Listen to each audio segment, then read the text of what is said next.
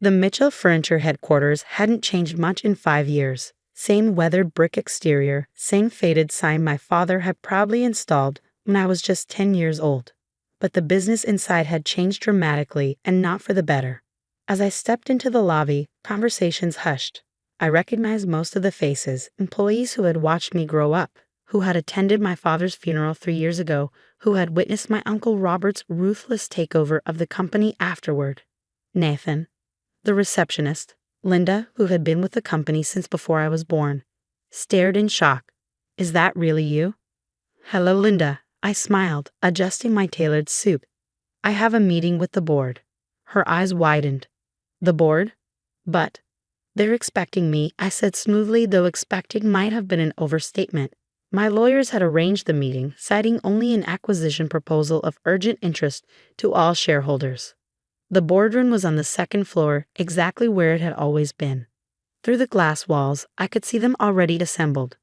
Uncle Robert at the head of the table, my cousins James and Patricia flanking him, and the 3 outside directors Robert had installed after forcing me out. They were studying documents, expressions tense.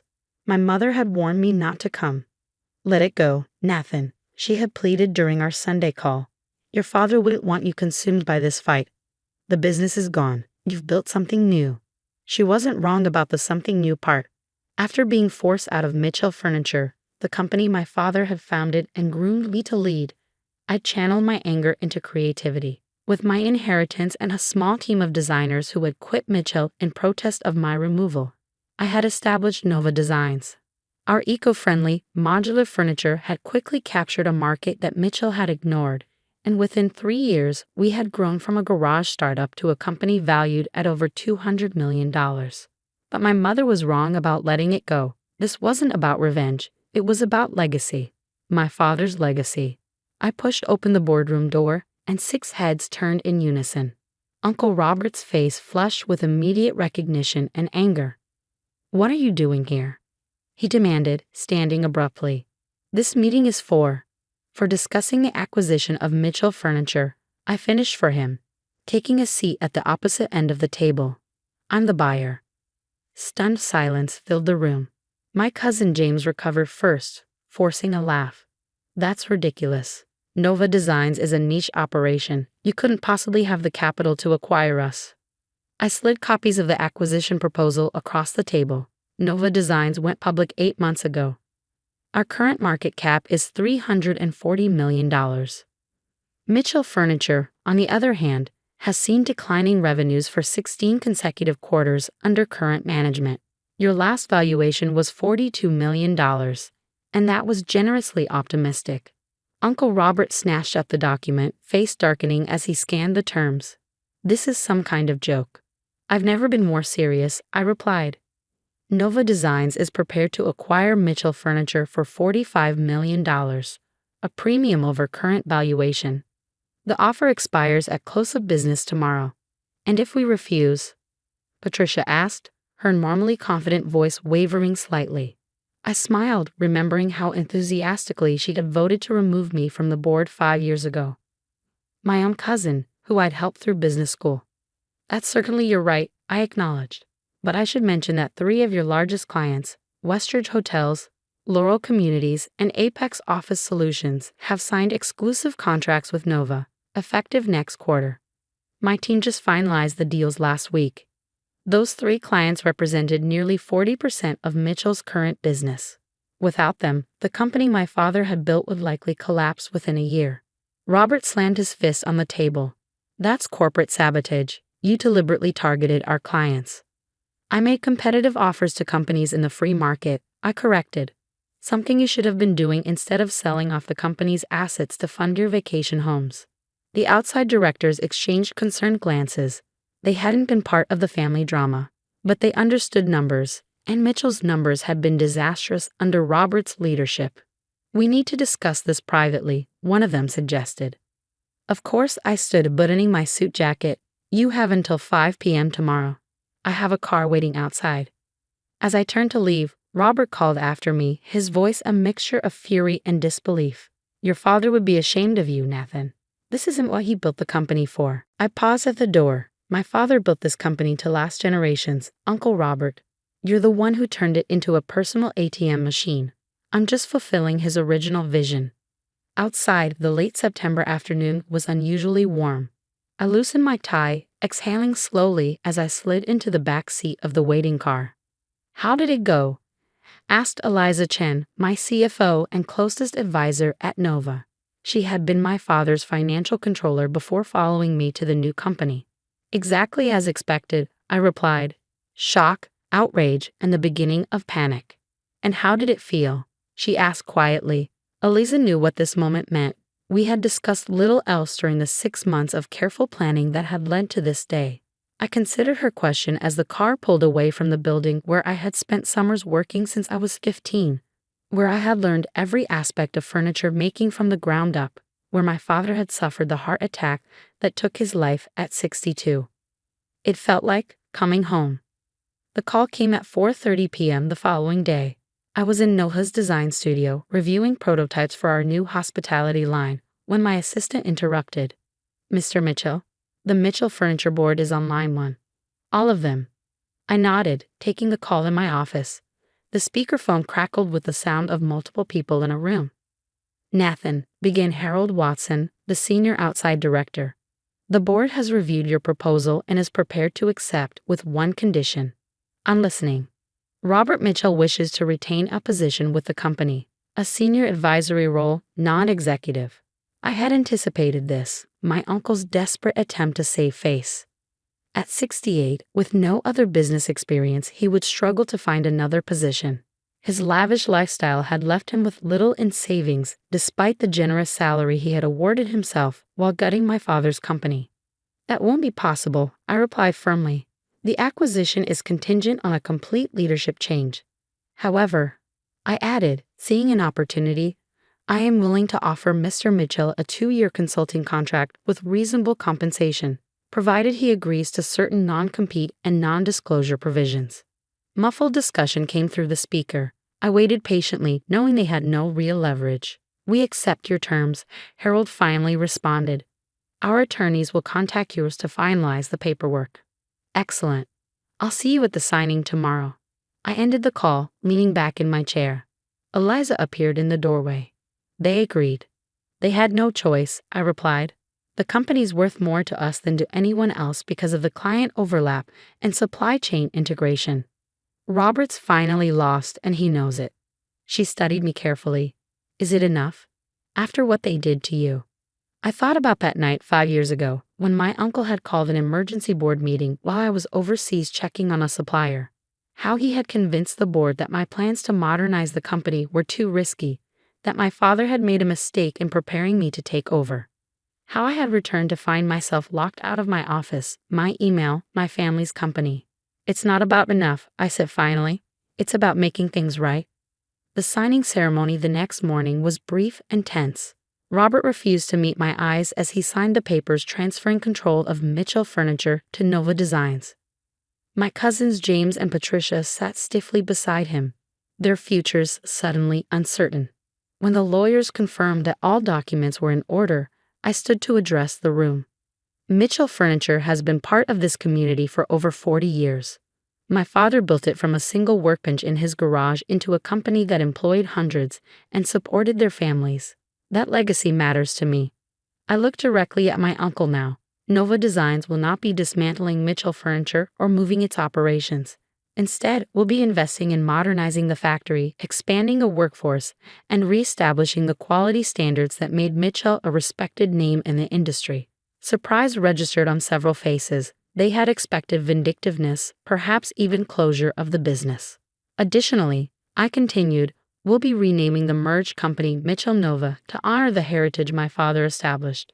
His name will remain on the building he built. As the room cleared, Robert lingered, approaching me with visible reluctance.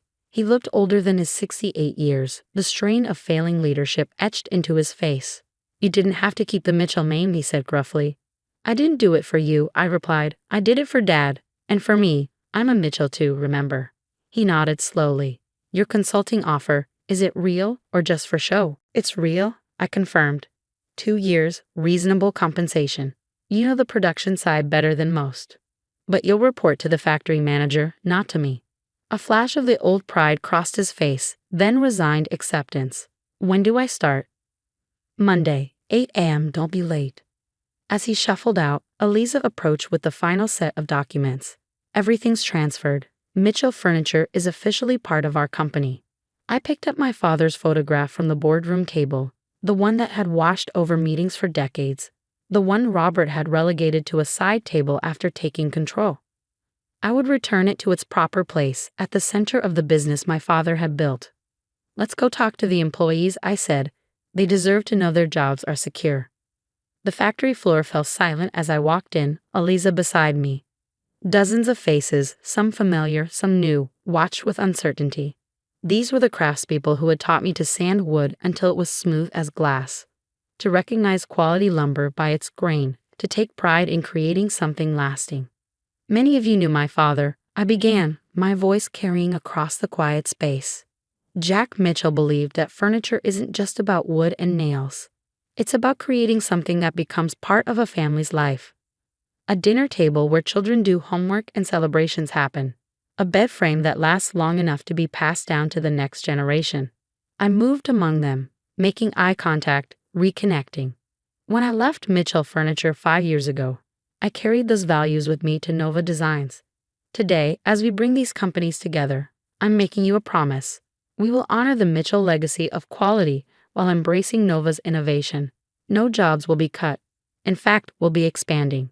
Relief visibly swept through the crowd. Under Robert's leadership, they had endured rounds of layoffs, benefit reductions, and constant uncertainty. Starting next month, we'll begin modernizing this facility.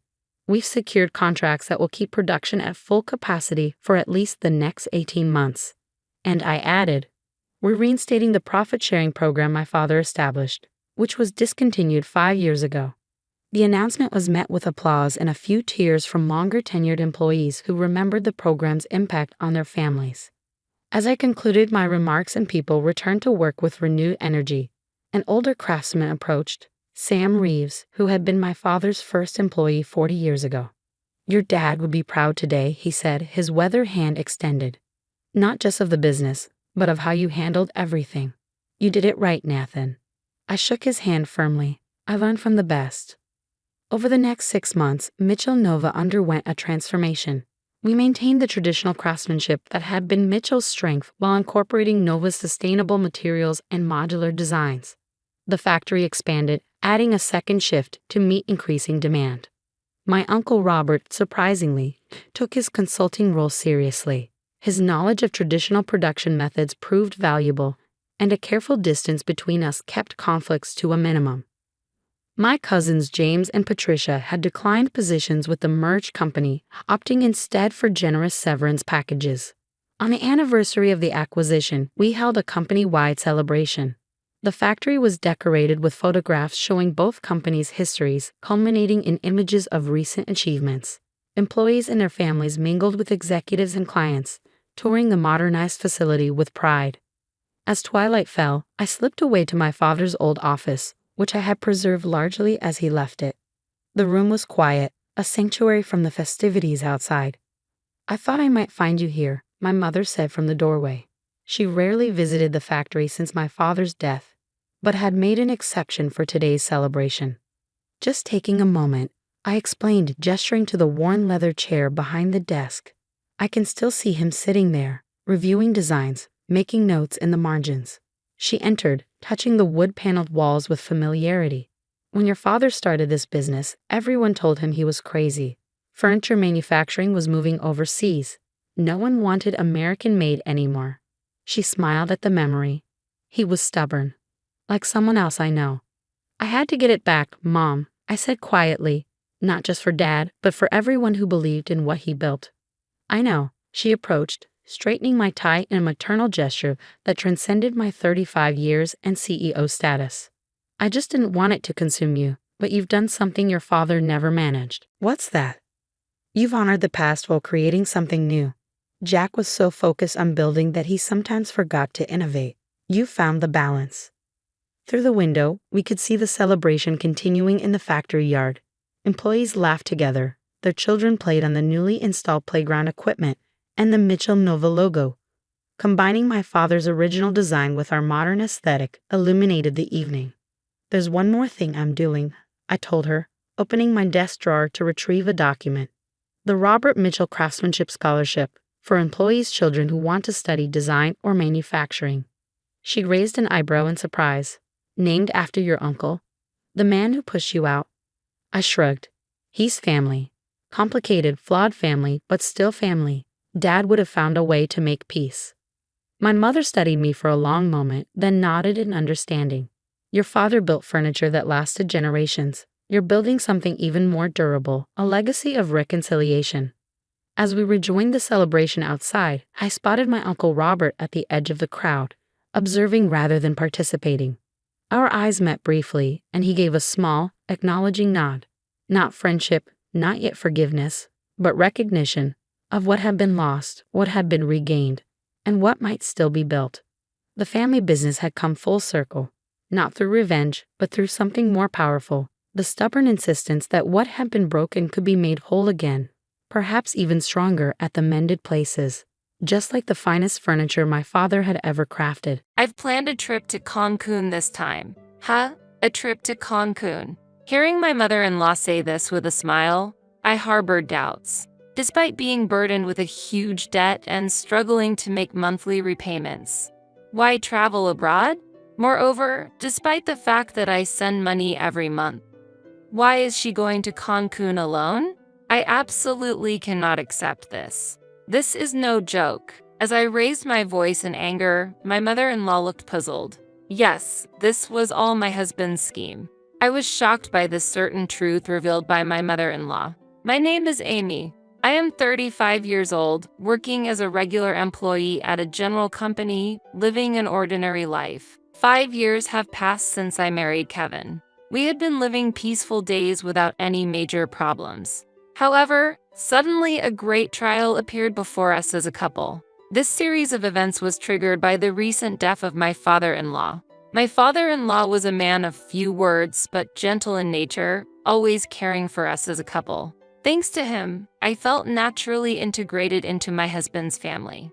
That's why I couldn't accept his death. One evening, a little after his funeral, when things had calmed down, my husband suddenly started talking at dinner. Hey, Amy, it's weird to talk about this all of a sudden, but is something wrong? Actually, I've been thinking about starting to financially support my parents' house from next month. Support? Why would you do that? Since my father passed away, I think my mother is struggling on her own. Wait a minute. I quickly interrupted my husband. Your father's passing is sad, but your sister is living in your parents' house, right?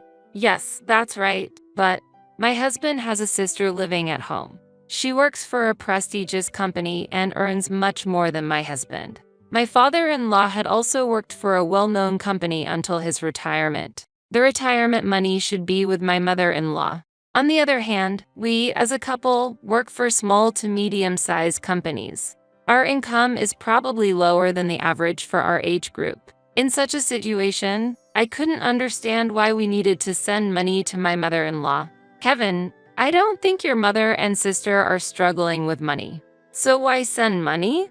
When I asked this, an unbelievable answer came back. Actually, it seems rich on the surface, but my mom has a considerable amount of debt. What? My mother-in-law has such a huge debt. Yes, it's hard to believe, but it's true. But you know, for some reason, she hasn't told my sister about the debt at all. That's why I brought up this idea to somehow help her. But what about your father's retirement money? Actually, it seems that most of it went to his hospital bills, surgery costs, and funeral expenses. So now, my mom is really in a tough financial situation. That's a really difficult situation. Yes, it is. That's why I know I'm asking a lot, but I really want to help her. Seeing him bow his head deeply, I was torn. My mother-in-law had helped us as a couple many times before. While I was looking for my current job, she actively took over all the household chores in my stead and often came to cook dinner.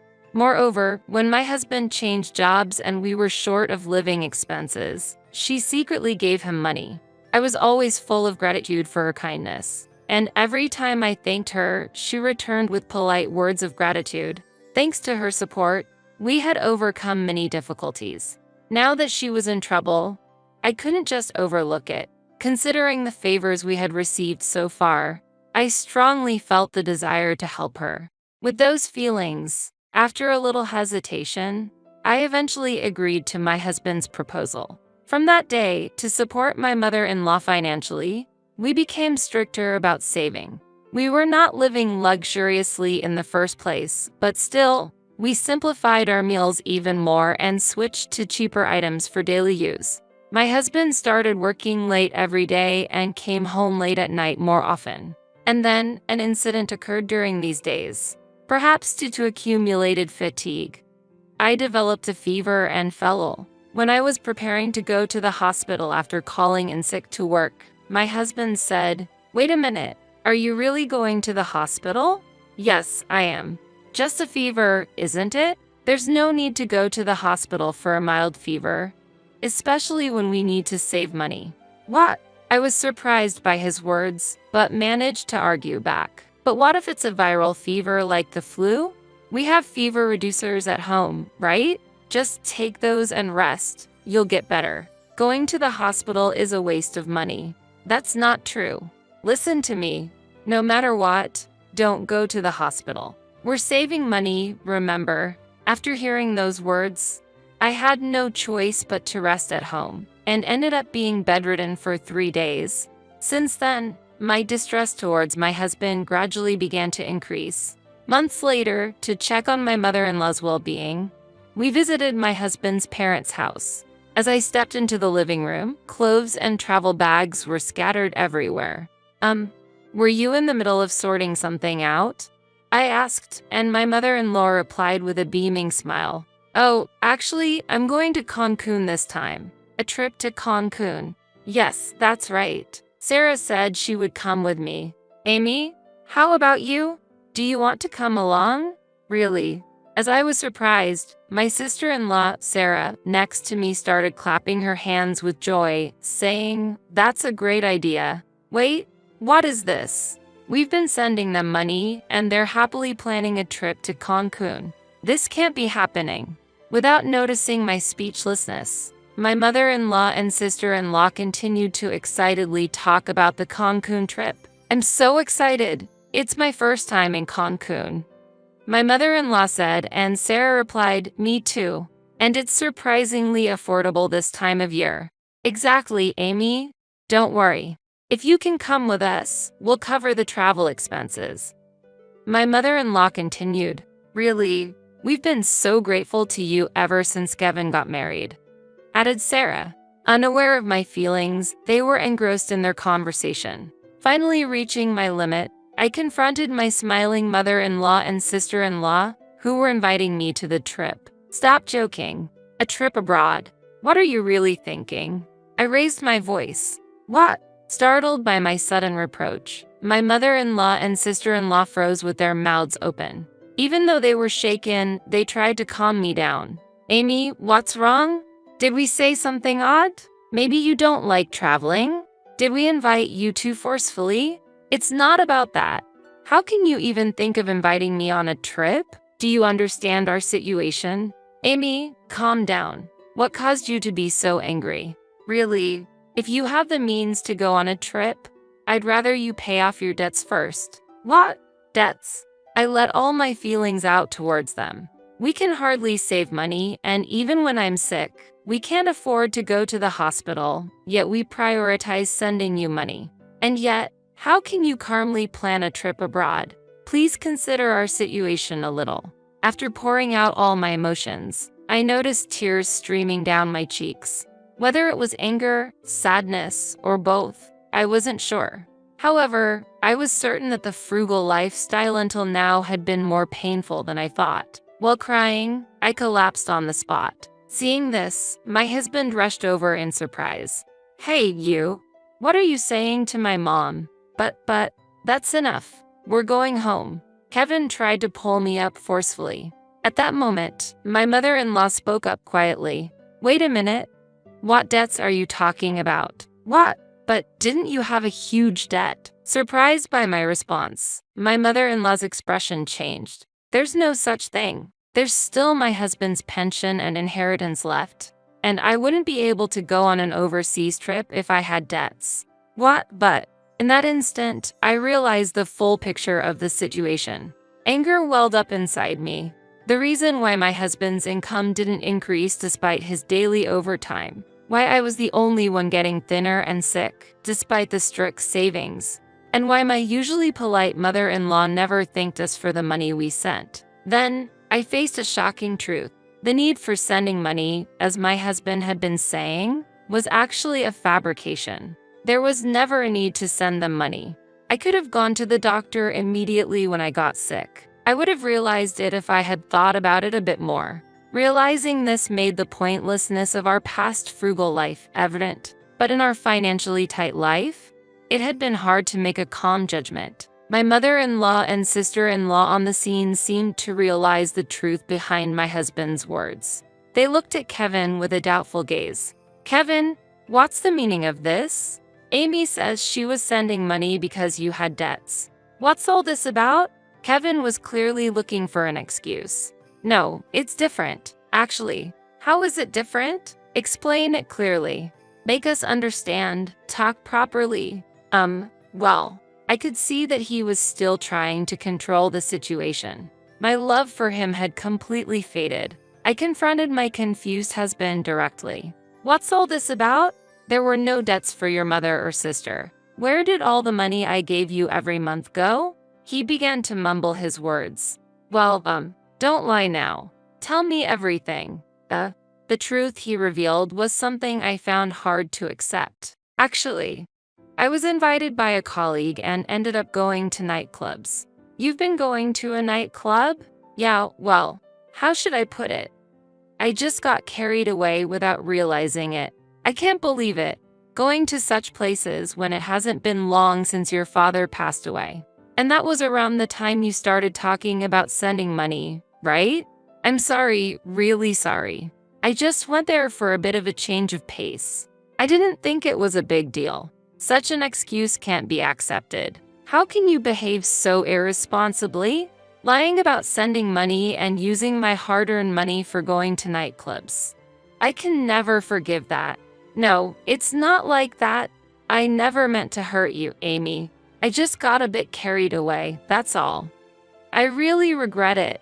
As I shouted, my husband tried to appease me, piling up lies. But trust once lost, even but when husband and wife, is not easily regained. His impromptu lies and insincere attitude completely extinguished my love for him. No matter how long his apologies continued, I couldn't forgive him in my heart. I couldn't bear it anymore. I felt it was impossible to continue living with someone who lied to satisfy his own desires. With despair welling up from the depths of my heart, I told my husband my final words. "I'm fed up. Saying I didn't intend to hurt you is no joke at all. Not only did you deceive me with lies, but how much do you need to belittle me? While I had a fever, you forced me to save money and enjoyed yourself in nightclubs? Unbelievable." Sarah's voice of surprise echoed in the background as I continued indignantly. "I've been saving hard for your dear mother. Food, daily necessities, clothing. I've been enduring it all. Do you understand that effort? I can't even think of you as a family anymore. Such a scumbag should just go to hell. Just wait. I only went to nightclubs. Just that? The drinks you enjoyed with the money saved while I was sick must have tasted great. No, it was for work. I don't want to hear it anymore. I'm leaving." "Wait, Amy, please, I need you." "What? Now? Have as much fun as you want in the nightclubs and see how it feels.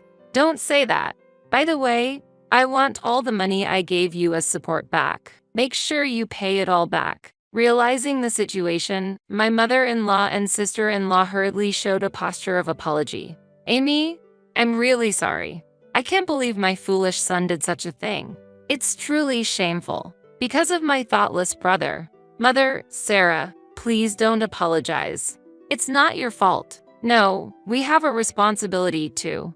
We want to make amends somehow. Amy, I'm so sorry too." My brother has caused such trouble. Don't worry about it. But I've decided to divorce. I'm truly grateful to both of you, but please let me say goodbye." They nodded while shedding tears. "Mother, Sarah, thank you for everything until now." At that moment, my husband called out to me with a pained voice. He knelt on the spot and continued to make excuses. "Amy, please forgive me. I really regret what I've done until now." Before I could react, Sarah moved first and slapped my husband across the face. As he stood there stunned with a swollen cheek, Sarah looked down at him and said, "I can't believe you would do something so terrible. How much more did you need to torment Amy?" Sarah, lying to Amy to take the money meant for supporting the family, not allowing her to go to the hospital, and on top of that, spending that money at nightclubs. How can you be so heartless? I'm ashamed to be your sister. Wait, just hear me out. What's the point now? The fact that you've been forcing Amy to save and suffer for these past few months is true, isn't it? Mom and I will never forgive you. Never associate with us again. Do you understand?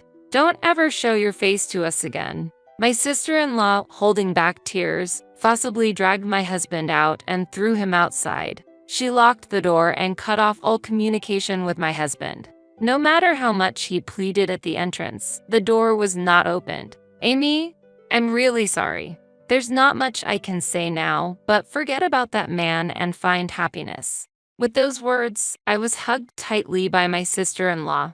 After expressing my gratitude, I left my in-laws' house. Then, I moved out of the house where I lived with my husband and found a new place near my workplace. Since I was already employed permanently, I didn't face much difficulty in living even after the divorce. I consulted a lawyer I knew to proceed with the divorce. It was clear that my husband was at fault, and the divorce was quickly finalized. I claimed the money he fraudulently took from me as support and the resulting compensation.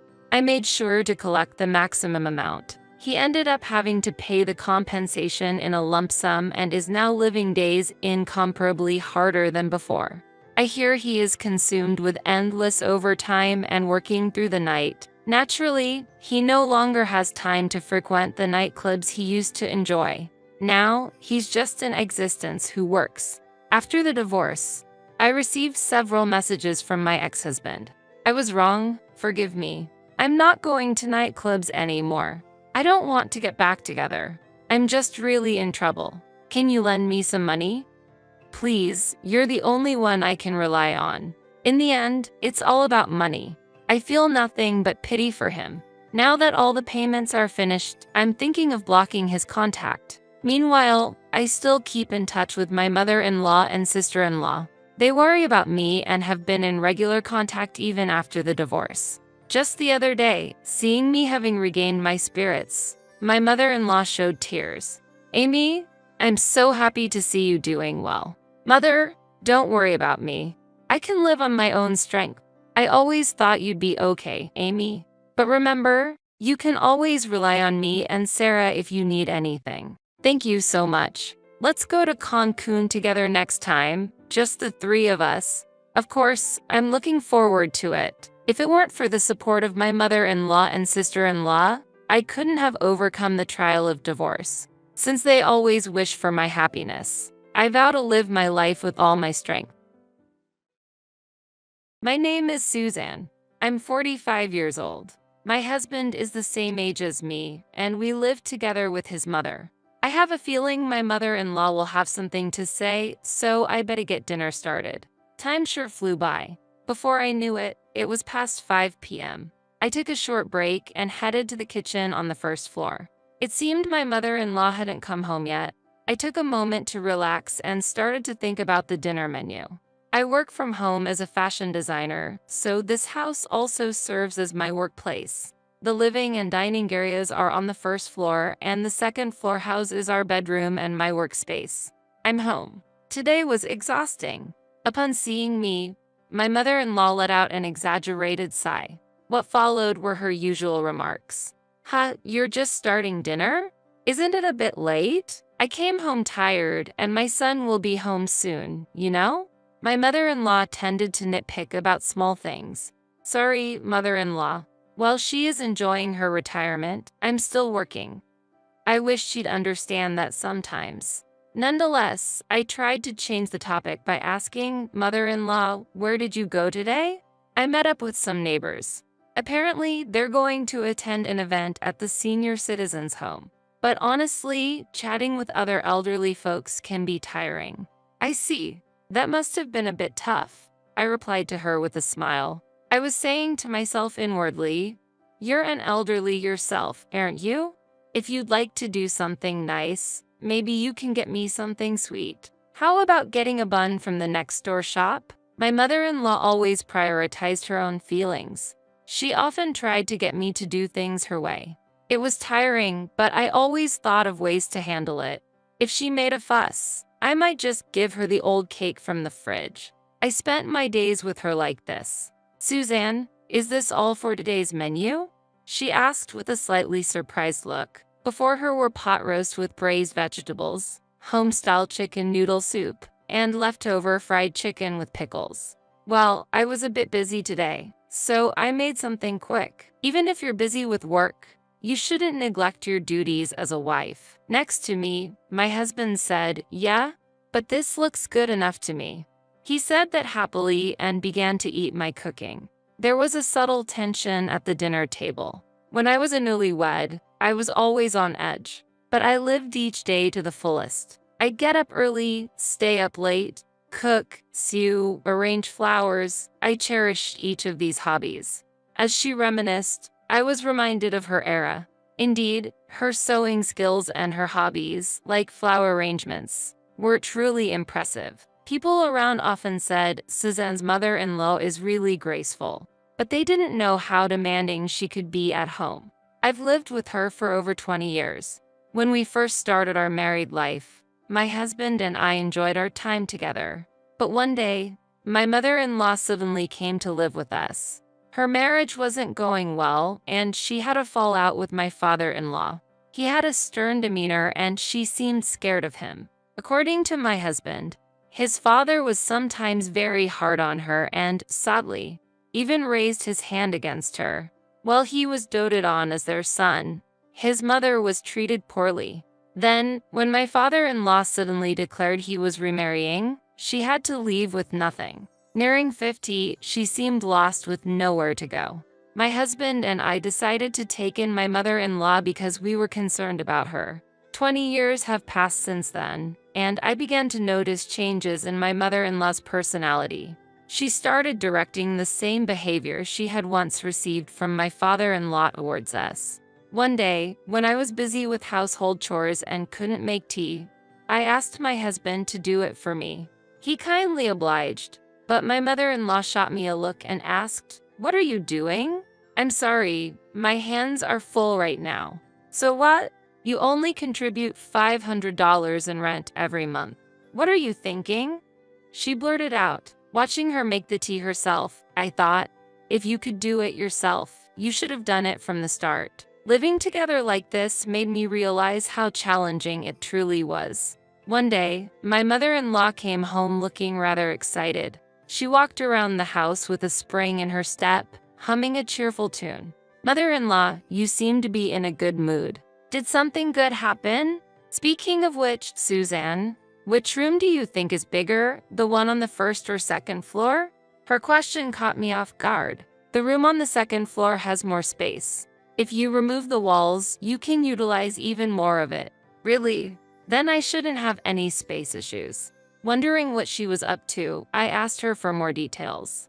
"Are you planning on starting something new?" "Actually, I'm going to start a sewing class," she said with a proud and happy expression. "A sewing class?" As a teacher, I was genuinely surprised. The sewing circle at the community center is ending, and a friend suggested we start a new class together. It was surprising that my nearly 70-year-old mother-in-law would be teaching. "That's amazing. Sounds like fun," I responded with a bit of an exaggerated reaction.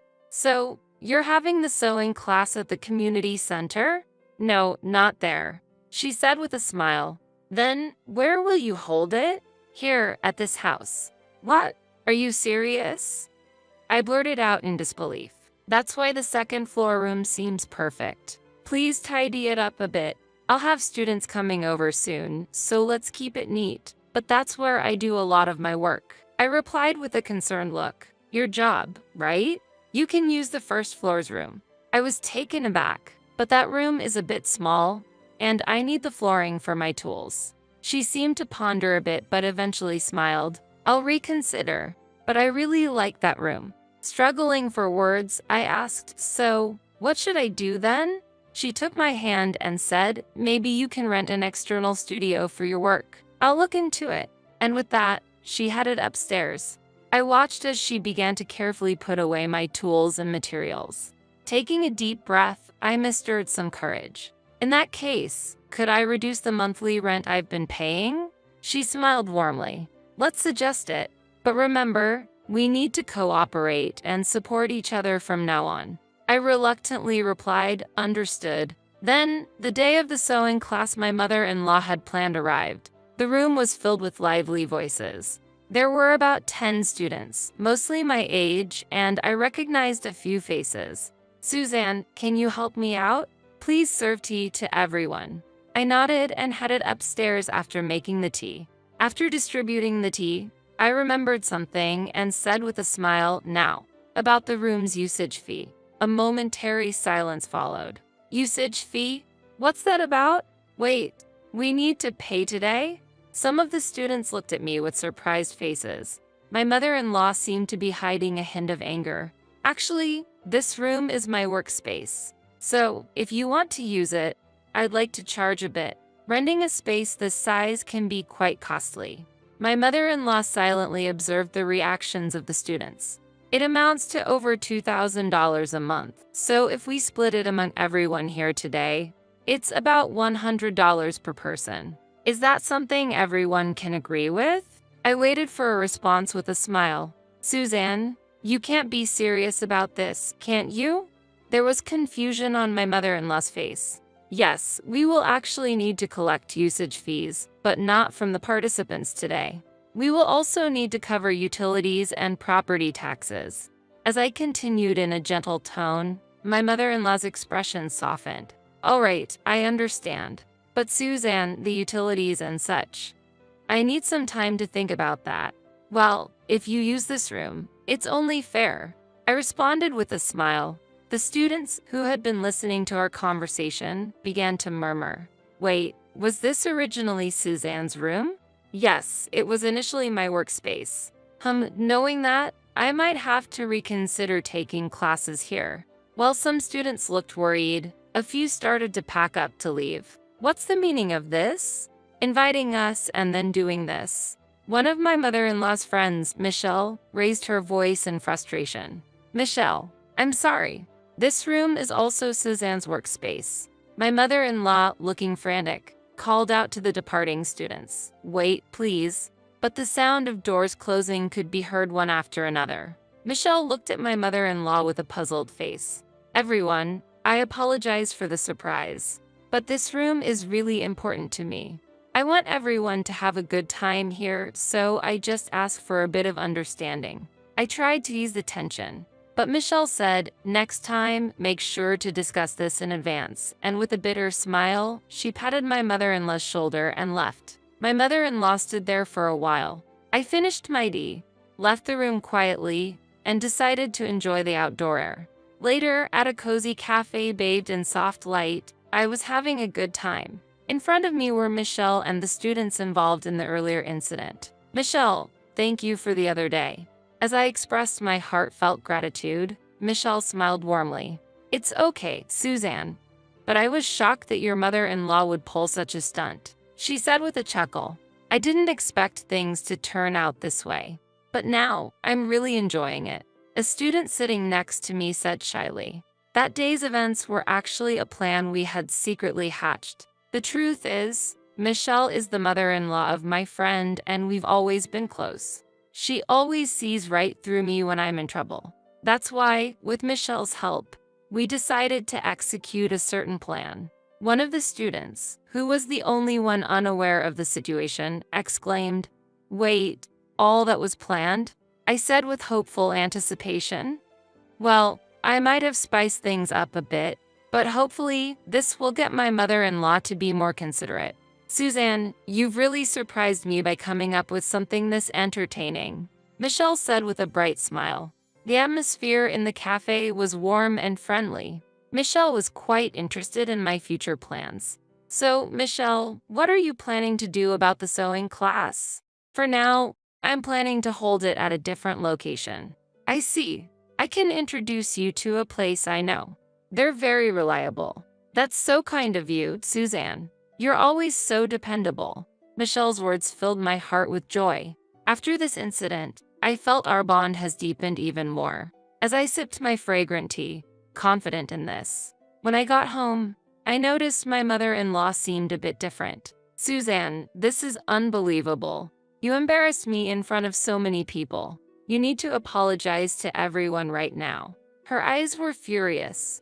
Taking a deep breath, I slowly took out my phone. Sorry, I'm on the phone right now, I said, showing her the name Michelle on the screen. Her astonished face was unforgettable. Huh? Why are you talking to Michelle? When my surprised mother-in-law reached for my phone, my husband's voice came from the speaker. Hey, Mom, what's this about Michelle?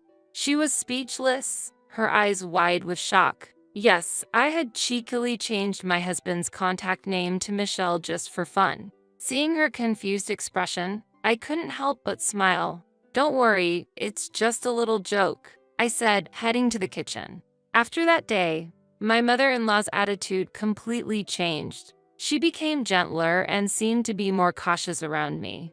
During meals, she seemed wary, as if wondering what I might be up to next. My husband noticed the change, commenting, Mom, you seem a bit off. Is everything okay? I wonder why. She responded, It might just be because she's getting older, my husband added, looking deep in thought. From then on, our home became more peaceful. I started to relax more in my daily life. Who would have thought that a simple prank could change the atmosphere at home so much? I cherish each day, enjoying each and every moment. Starting next week, I've decided we'll move in with my parents. This is the new house we've built for that purpose. If you understand, then start with preparations as soon as possible. If you don't like it, you're free to leave. These were the words of my husband, Matthew. Without consulting me, my husband had built a new house. Moreover, he hadn't told me about his plan to move in with his parents either. To my husband, I responded like this. Understood. I'll get everything ready. Leave it to me. Oh, you're quite understanding.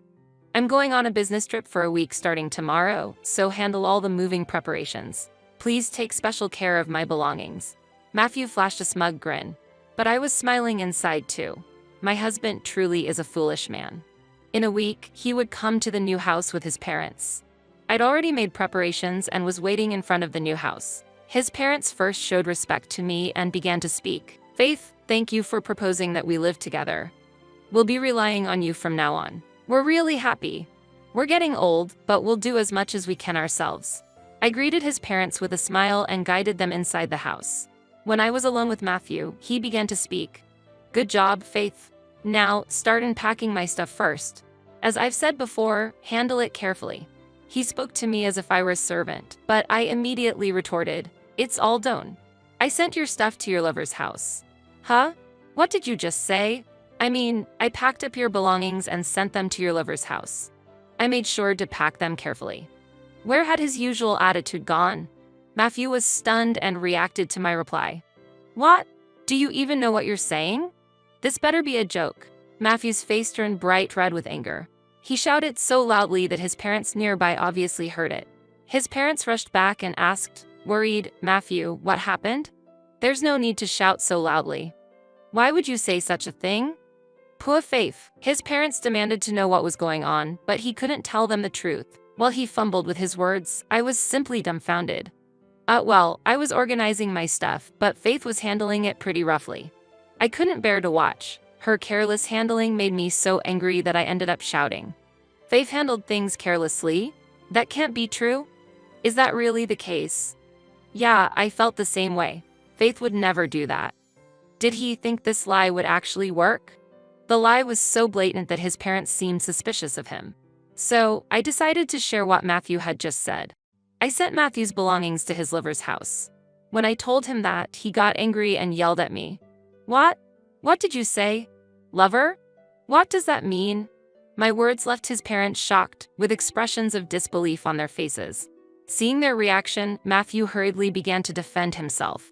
No, it's not like that. Faith must have misunderstood something. There's no way I have a lover. So, are you saying Faith is lying? You are, right? His parents wore mixed expressions, torn between trusting their son and believing me. Mom, Dad, why are you making those faces? There's nothing to worry about. Trust your son's words. Despite their doubtful expressions, Matthew was desperate to persuade them. Well, even if you say so, there's no way Matthew has a lover, right? It was hard for his parents to accept that their own son could be having an affair. Matthew tried to take advantage of this, but I had no intention of leaving it up to him. Even though I felt bad for his parents, I decided to tell them the truth about Matthew. Matthew decided to build a new house and move in with both of you without consulting me. What? What did you just say? When I refused to live with you, he threatened to kick me out of the house. Is that true? What should we do? What were you thinking, Matthew? Mom, calm down. After revealing what Matthew had done, his parents couldn't hide their confusion.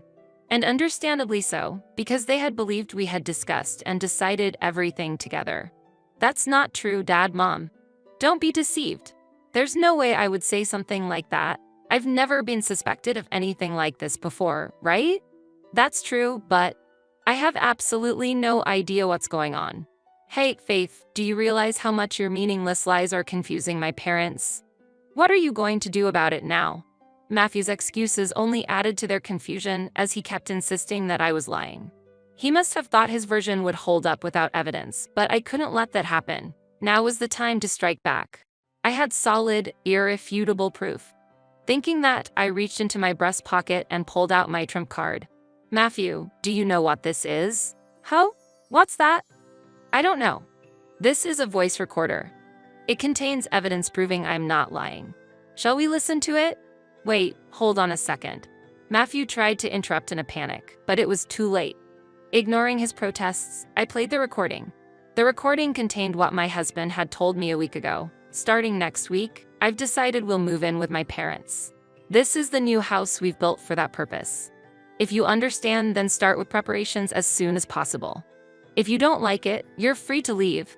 Oh, you're quite understanding. I'm going on a business trip for a week starting tomorrow, so handle all the moving preparations.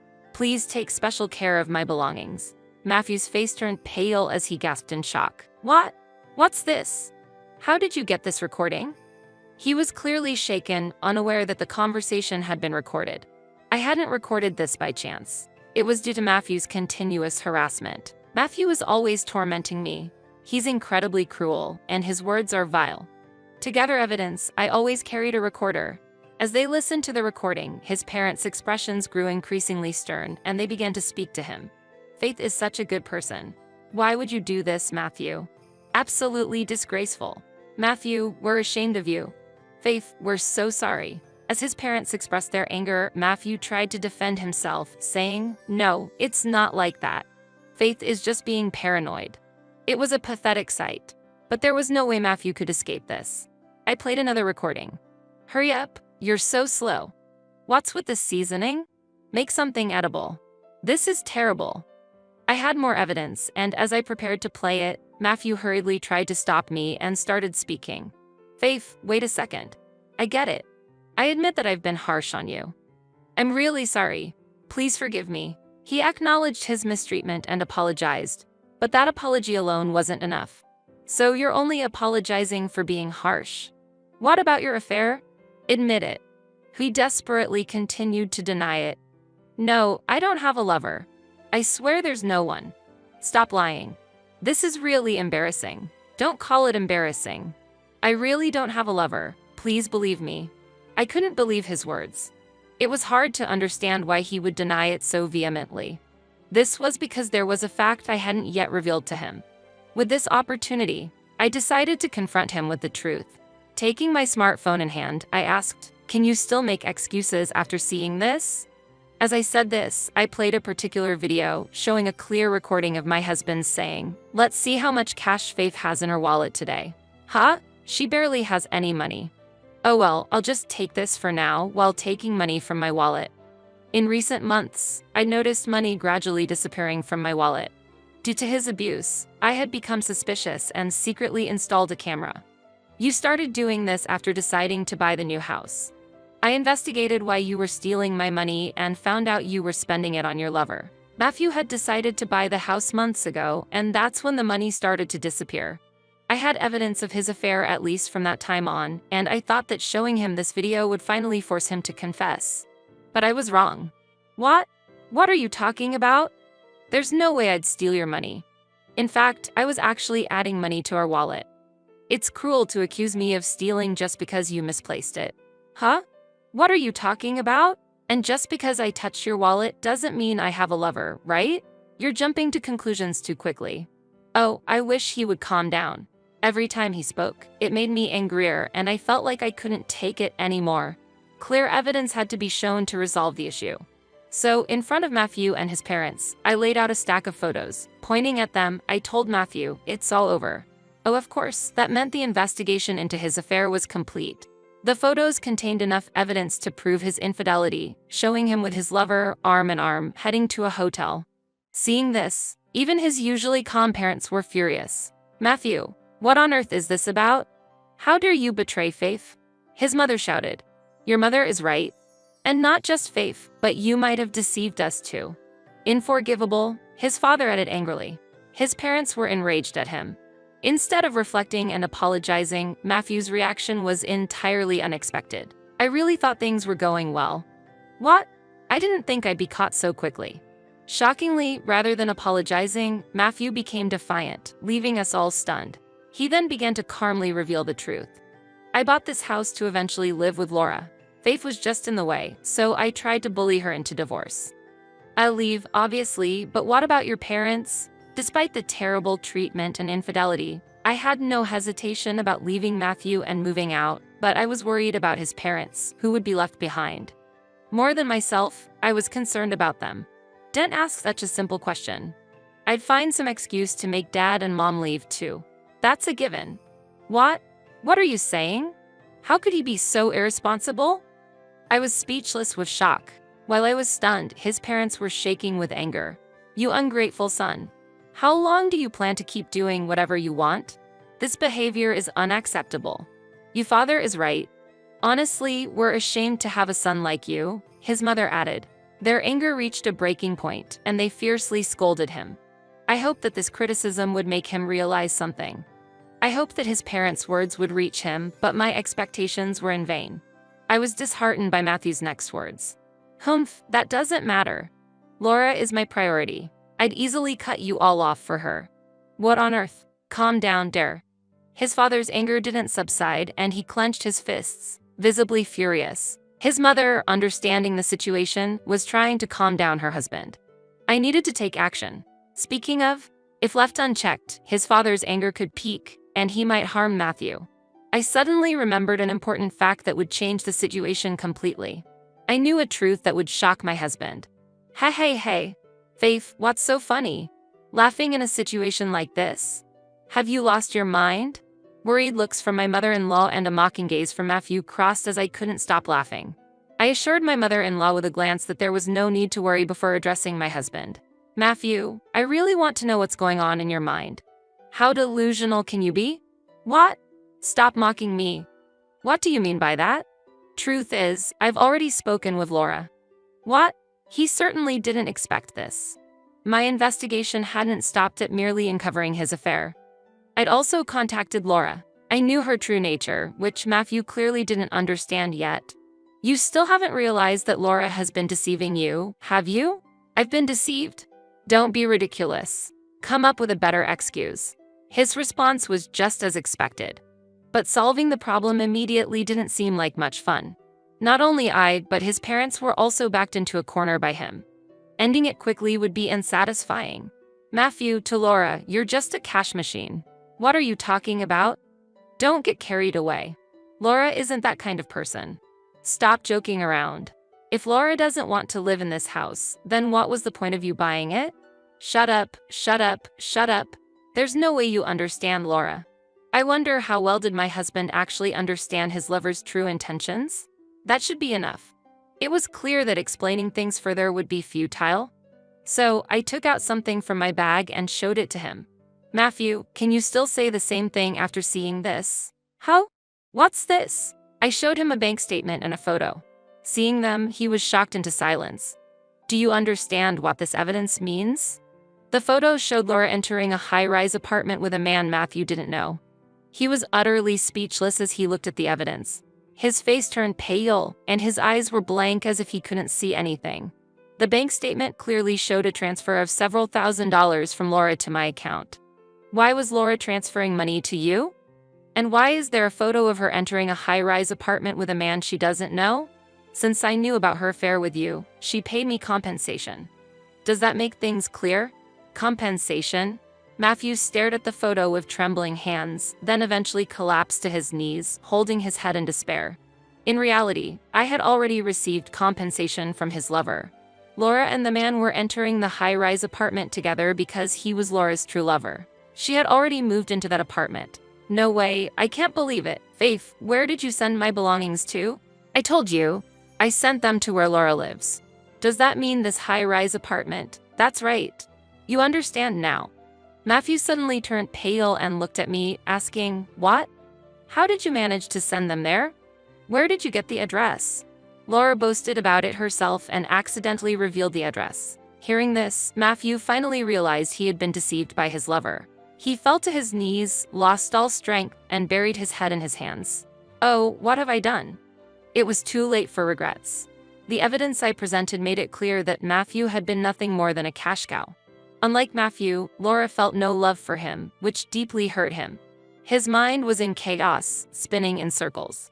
For the final touch, I told the already devastated Matthew one last thing. If you're going to deceive others, be prepared to be deceived yourself. No way. I couldn't forgive my husband for deceiving not just me, but also his parents.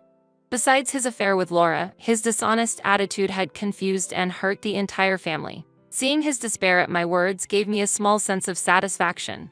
Judging by his expression, he had lost the will to argue.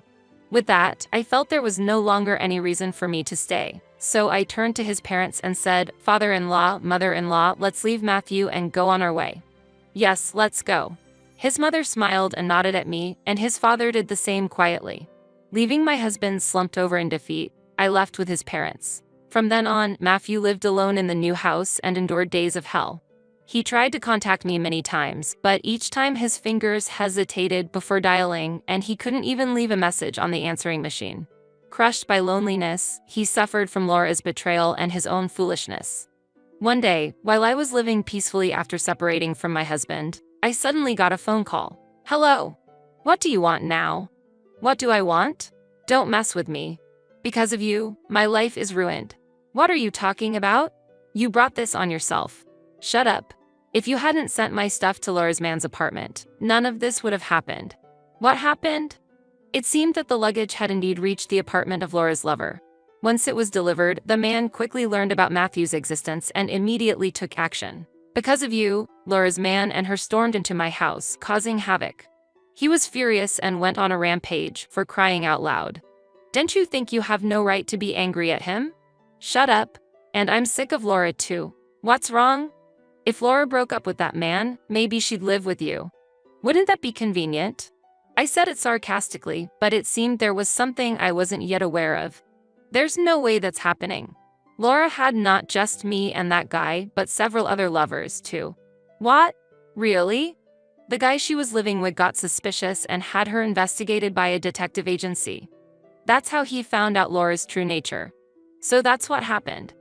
I recalled how Laura used to boast so much about living in that high-rise apartment with her man, only to betray him too. It was truly astonishing, remembering her flamboyant lifestyle and how she flaunted the man in the high-rise apartment as if he were her property. I almost couldn't help but laugh. Still, seeing my husband being manipulated by such a woman made me feel incredibly sorry for him. What happened to the mistress afterward was none of my concern, but my husband went on and on about her. Laura ended up getting dumped by all the men. After that, she repeatedly started coming to my house as if nothing had happened. It's a real pain in the butt, to be honest. What's wrong? If she's no longer seeing anyone else, maybe she's turned over a new leaf and will finally treat you well? There's no way. It's obvious she only cares about my money, and I'm not going to be used by her anymore. Please, Faith, help me. For a moment, I felt a pang of pity for my husband, who had been shouting angrily just moments before but was now weakly pleading for my help. But that feeling quickly vanished. He might have been worn out physically and mentally from Laura's clinginess, but there was no way I would listen to his pleas. It's no longer my concern, so take care of it yourself. This conversation is over. Goodbye. Hey, wait a minute. He seemed like he had more to say, but I hung up, feeling it was pointless to continue talking. He might call back or send a message, but I didn't care. He had sown the seeds and now had to take responsibility for his actions. A few days later, I wanted to express my gratitude to my supportive in-laws, so I invited them to a cafe for a chat. I'm sorry for the trouble I caused, and thank you so much for standing by me. Hearing this, they began speaking kindly to me. Oh, not at all. We're really sorry about our foolish son. Indeed, Faith, you must have had it the hardest, but you held on well. You did great. Hearing their words and seeing their gentle expressions, I almost shed a tear. Then they continued with even warmer words. Faith, you can think of us as your real parents. What? If there's anything you need, just let us know. We're always here to help you. Thanks to both of you. Thank you so much. It meant a lot to know they cared about me so deeply. I will also protect you no matter what. Though it was unfortunate that my husband had betrayed me, I was grateful to have met such kind in-laws. Looking at their faces, I felt a warmth in my chest that words couldn't describe. Faith, you might face difficult times ahead, but we'll always be here for you. Thank you. Hearing that is reassuring. To repay my supportive in-laws, I vowed to embark on a new, positive chapter in my life. What challenges would lie ahead? Whatever difficulties came my way, I believed I could overcome them one by one. I look forward to your continued support. With that vow in my heart, I took my first step toward finding happiness.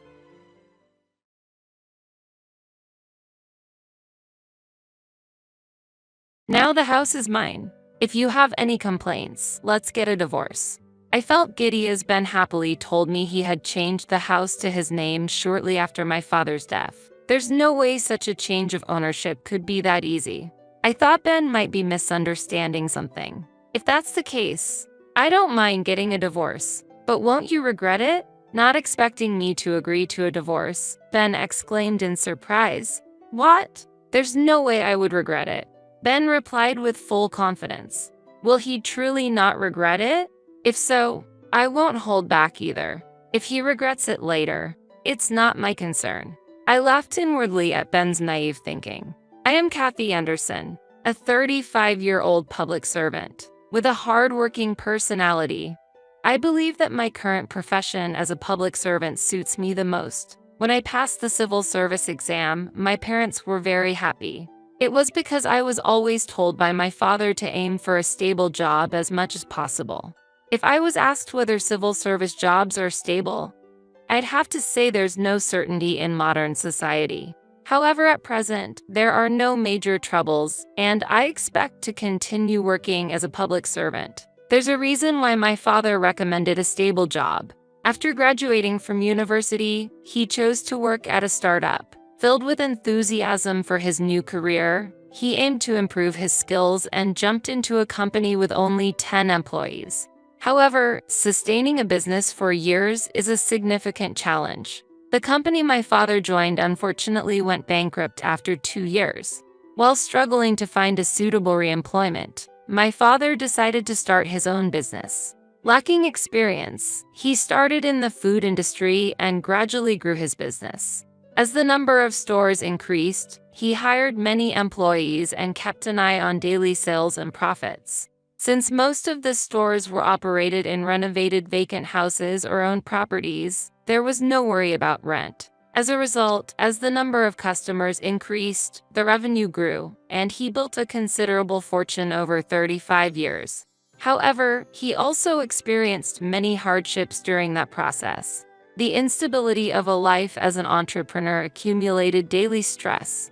As profits began to rise, people motivated by money gathered, leading to difficulties in human relationships. Sometimes, employees would even take off with the store's funds. Building wealth was not easy.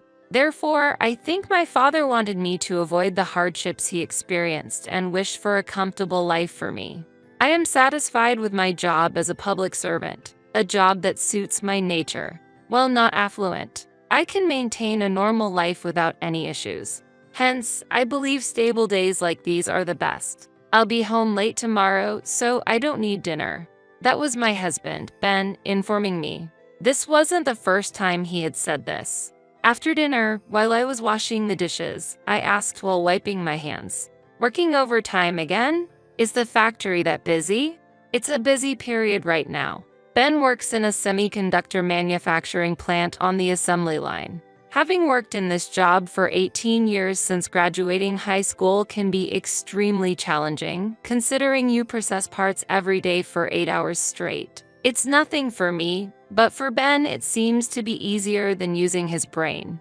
I can understand since semiconductors have been scarce recently. Must be tough. Yes, so I might be a bit late. Understood. Take care. Lately, it's become common for him to come home late, sometimes not returning until after midnight in the worst case. I can hardly believe he's working this late, so he's probably having a drink somewhere after work. I understand the urge to unwind with alcohol, but I feel the frequency has increased too much. However, it's difficult to say that to Ben. Telling him not to drink when he's exhausted from his daily demanding job might provoke a backlash.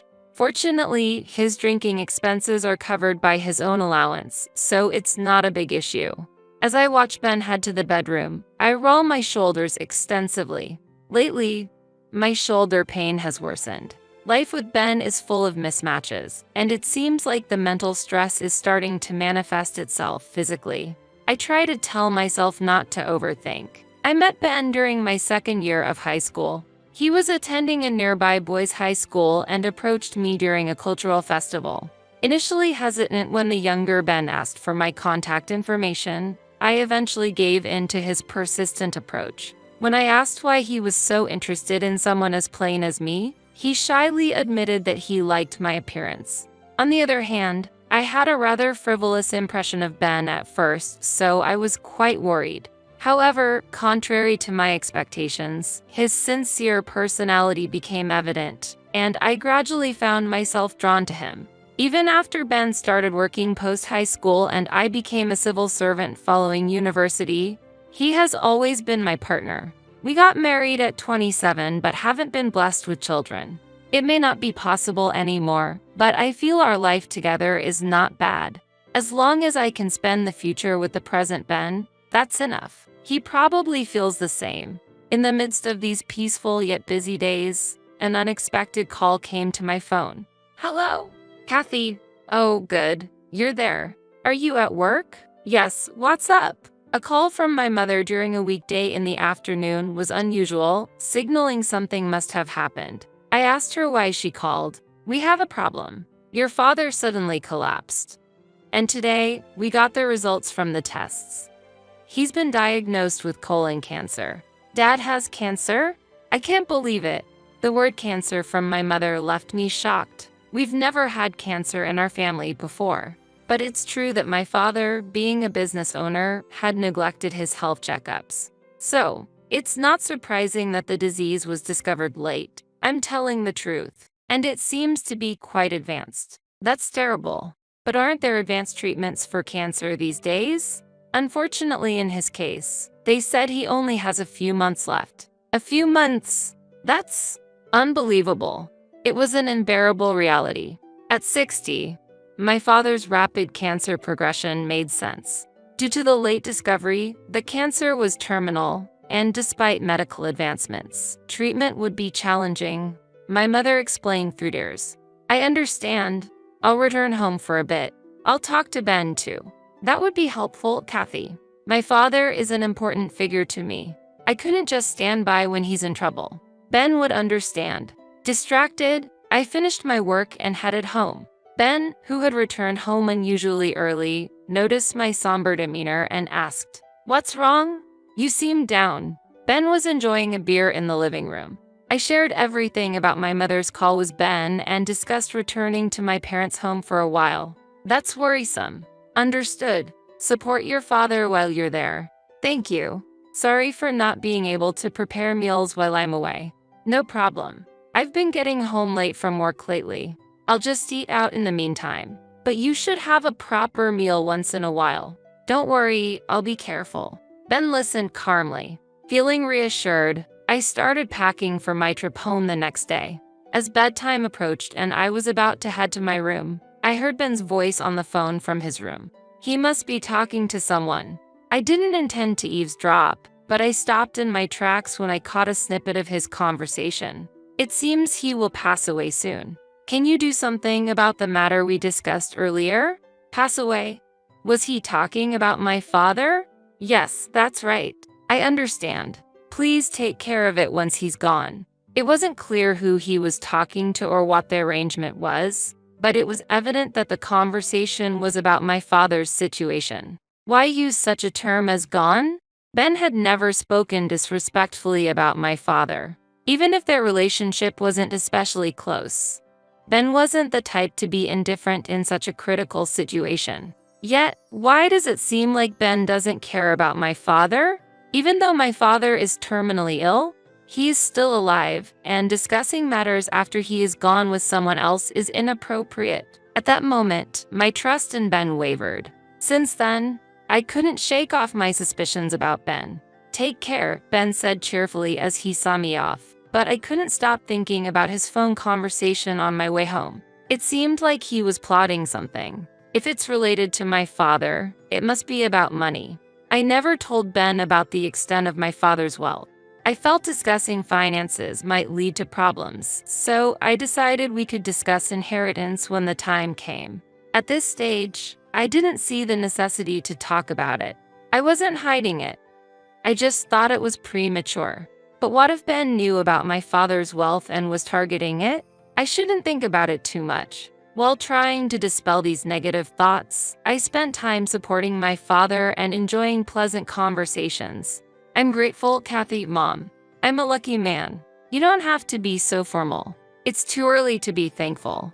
We tried to maintain a cheerful atmosphere while looking at my father's calm smile. The last moments with my father ended 3 months later. Neither my mother nor I were fully prepared for the premature goodbye. During the funeral, I was in a daze, struggling to accept the reality that my father was no longer in this world. On the other hand, Ben was oddly cheerful, which felt unsettling to me.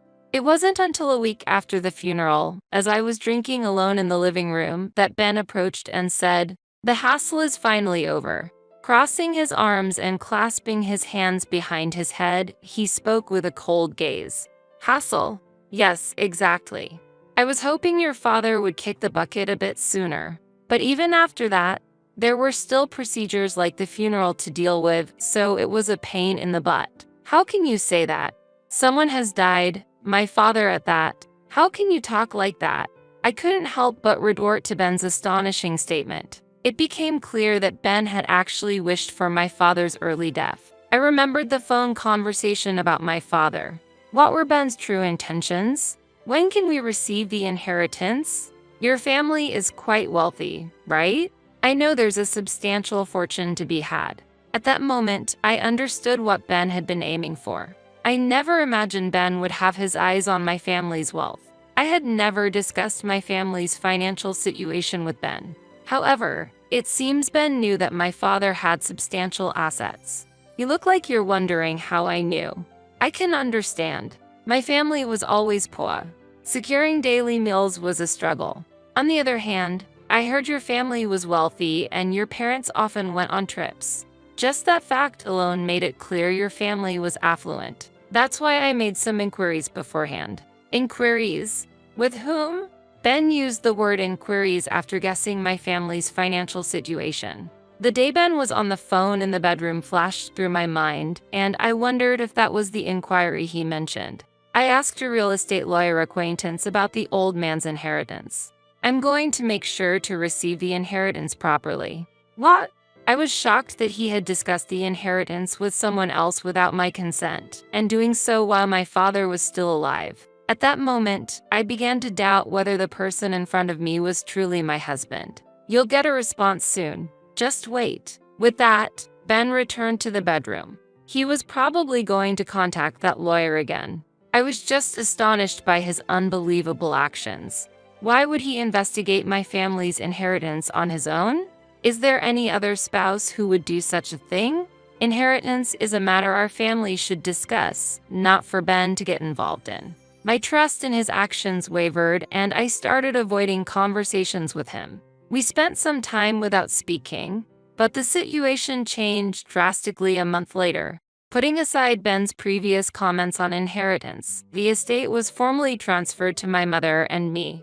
I inherited my father's mansion worth $2 million and felt the weight of this asset. I had no intention of moving into the mansion right away, and it seemed a waste to just leave it unused. While I was contemplating whether to turn it into a vacation home or sell it, Ben suddenly spoke to me after not having exchanged words for days.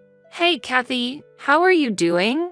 How ironic, considering we lived under the same roof. Ignoring his words, I reached for a book nearby, but he continued, "Listen, I've changed the ownership of the mansion you inherited to my name." I stopped reading and stared at him in astonishment. "What are you talking about?" "Yeah, I asked that real estate lawyer to proceed with the title transfer." "You did a title transfer, really?" "Yes, really." I was speechless. Not only did he do it behind my back, I also had a problem with the lawyer involved. Now the house is mine. If you have a problem with that, we can get a divorce. And I'll be giving the house to my family. My brother has been wanting a larger house, so I want to make him happy. Just after my father's death, Ben was happily talking about changing the house to his name, and I felt dizzy. It seemed unlikely that a title transfer could be done so easily. And for his family to move in? I thought Ben might be misunderstanding something but was at a loss for words. His actions infuriated me, and I couldn't let this go. It would be better to plan and retaliate rather than confront him with words. If that's the case, I don't mind getting a divorce, but won't you regret it? Ben seemed surprised that I would accept a divorce so readily. Regret? There's no way I would. Ben replied with full confidence. Will he truly not regret it? If so, I won't hold back either. If he regrets it later, that's his problem. I smirked inwardly at Ben's naivety. I decided to use every means possible to gather information about Ben's personal life. I decided to take a vacation and inspect Ben's room while he was at work. Ben's room was a mess, with various items scattered all over the floor. There, I found something and quietly slipped it into my pocket. Next, I reached for the computer on Ben's desk and launched the messaging app. I see, this person is the real estate lawyer dealing with legal issues. The messages exchanged with James Owen were appalling. They were mostly about money. The discussions were about how to illicitly acquire funds. I sighed in surprise. It seemed pitiful that Ben was following such a person's instructions. After leaving the room, I headed to a certain location. After repeating tiring tasks, I went to confirm Ben's greed. The deeper I investigated, the more I realized what kind of person I've actually been living with. That sent a chill down my spine. After concluding the investigation about Ben and feeling completely detached, I decided to file for divorce. My marriage with Ben ended legally once the divorce papers got granted at the municipal office. It was an unexpected separation, but I no longer had any affection towards Ben, who disdained my father. The Ben I knew was nowhere to be found. The investigation revealed Ben to be an unbelievable person. After submitting the divorce papers, the house was no longer mine. In fact, the house was purchased in Ben's name from the beginning, with a mortgage taken out. I considered moving out, but Ben did not return to the house afterward. He's probably living in the mansion I inherited. He might be living comfortably now, but how long will that happiness last? I calmly thought about Ben's future. 3 days later, Ben finally appeared before me. "Kathy, has the divorce already been granted?" he asked anxiously as he entered through the front door. He came back suddenly and asked an impertinent question, to which I responded, "What? So, we're divorced, right?" Ben exclaimed loudly. He seemed to be in extreme distress. "Yes, it was granted 3 days ago. So, we are now strangers to each other." What does that mean?" Disappointment gradually appeared on Ben's face. Despite his own desire for divorce, I wished he wouldn't adopt a blaming attitude. Why would you make such a unilateral decision? Divorce, really? Unilateral? You're the one who wanted a divorce, remember? What are you talking about now? Ben fell silent at my logical response. His sudden issue with the divorce was clear to me. Kathy, please, let's start over. Otherwise, I'll. Ben knelt down, looking dejected. While feeling sorry for him, I asked, did something happen? I had a rough idea of what was going on, but decided to delve deeper. Just now, debt collectors came looking for me. I tried contacting James Owen, but he seems to have changed his phone number and I can't get through. I sent an email but got no response. It looks like I've been deceived by him. James Owen was that self-proclaimed real estate lawyer. While Ben's explanation was fragmented, I grasped the gist of the situation.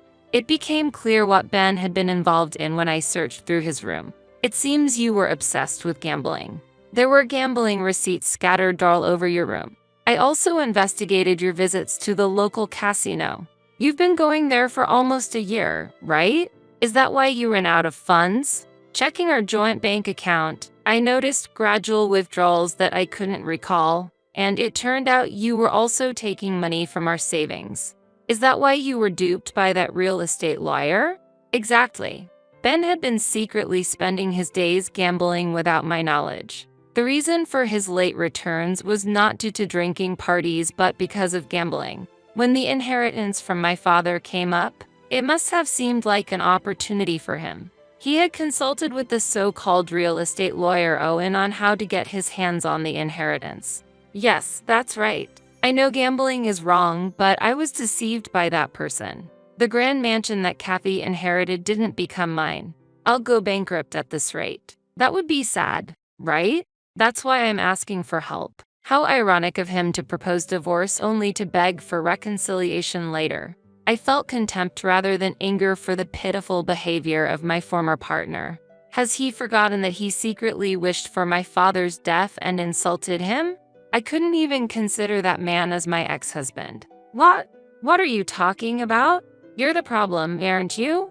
Sympathy. I have no such feelings for you. After all, getting deceived was also due to your carelessness. The real estate inherited from my father is in my name and not subject to division. Changing its ownership without consent is impossible.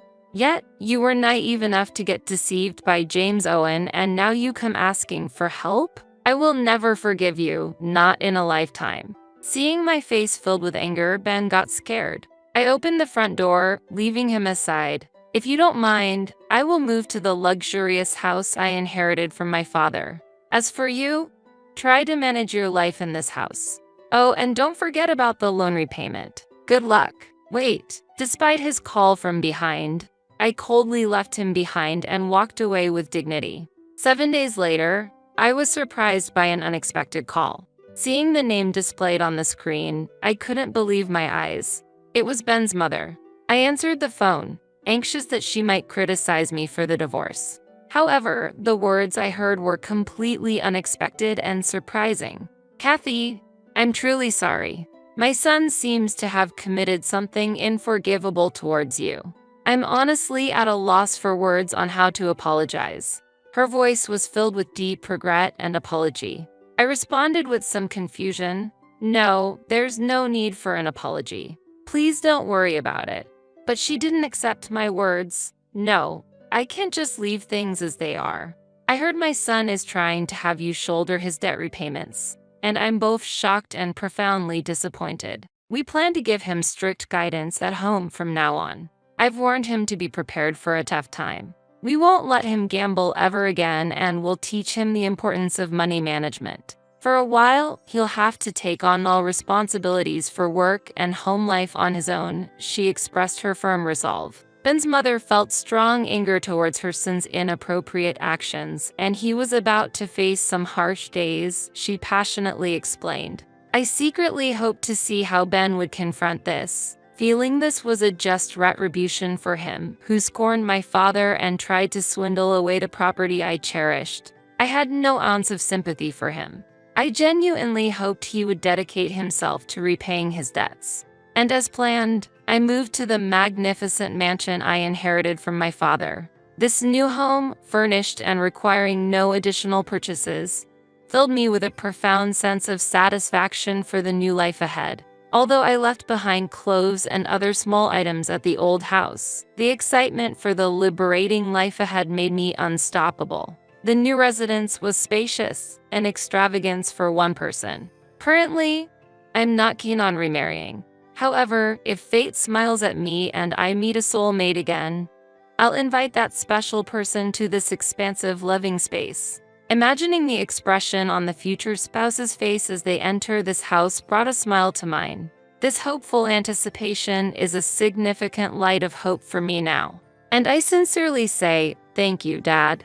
This valuable house, his last gift, is more than a physical space. It's the foundation for starting a new life, a place that connects me to the past and steps into the future.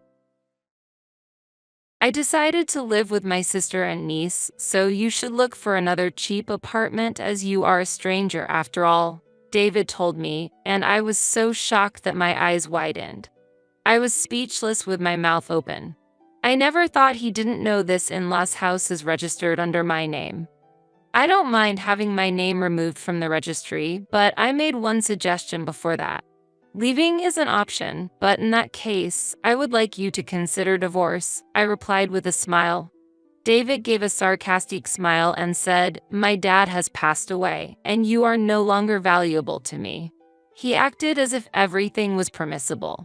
Don't expect any property division since you brought it up, he said authoritatively, and I sadly lowered my face and covered my mouth. Go on and cry. Did you think I'll stop you? Lament being abandoned by your husband, he said. However, I was holding back desperately. The laughter that was welling up, because David has no idea about the situation he is about to face. I immediately started thinking about a new place to live. Yes, that place would be perfect, I decided in my heart. An image of a high-rise apartment worth $1 million floated in my mind. I am Becky, 34 years old. I was about to take a new step toward the rest of my life. David is 2 years older than me, 36, and works at a high school. He works at a private girls' high school. David is relatively young among the male staff and seems to be popular with the students. Sometimes he receives letters from them, and on Valentine's Day, he gets several chocolates. Every time, David reacts as if it's bothersome. You don't make that troubled face in front of the students, do you? I ask, and he gives a wry smile. Of course not. I wonder why they give me chocolates even though they know I'm married. It wouldn't hurt to accept them, I say, reminiscing about my high school days when I had a crush on a teacher more than 10 years my senior. That's dangerous. It would be a big problem if inappropriate rumors started at a girls' school, David says seriously. In this regard, David is very sincere. Even when he receives favorable looks from young students, he doesn't engage in inappropriate relationships, so I can feel at ease. David's seriousness probably comes from his father. Both of his parents were educators, and I feel their influence is significant. Currently, we live with David's parents at his childhood home. We planned to move out once we had a child, but unfortunately, we don't have any children yet.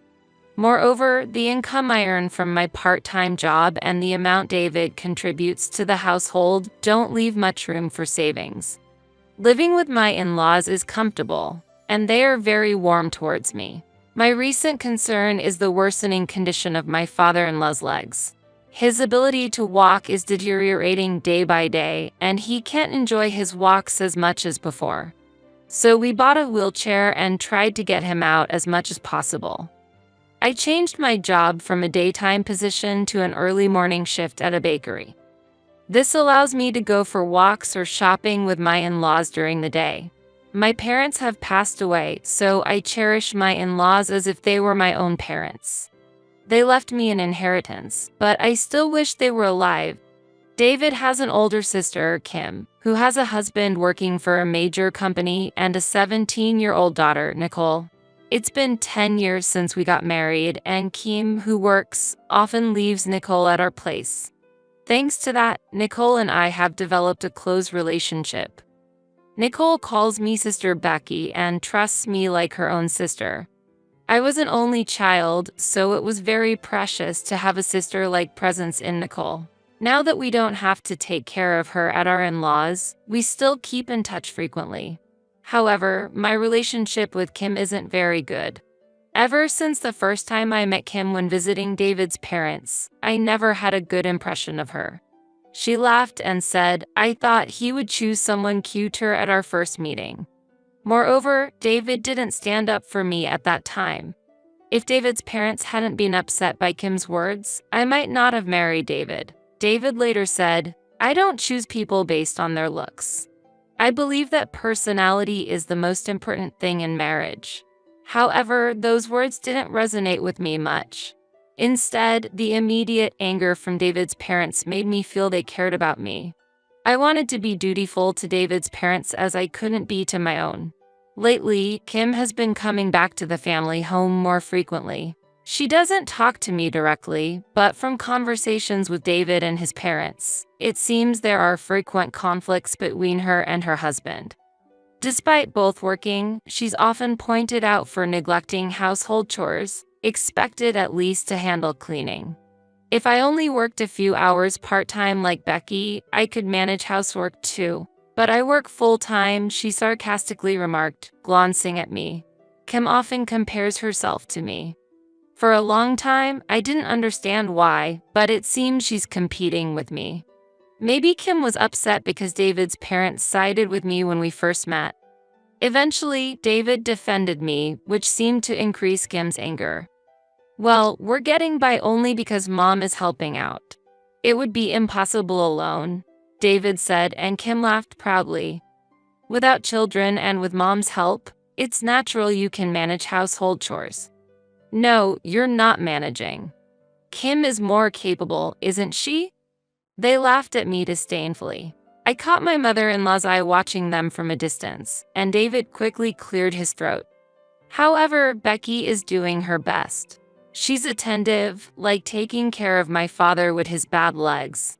As I walked to the bedroom, leaving Kim surprised by his statement, I decided to contact Nicole. Nicole calmly responded, "Yes, Mom is wrong in this case." Despite having time, including when Nicole is at tutoring, the housework should be manageable. But it seems it's not being done. There's no sign of her being unfairly scolded.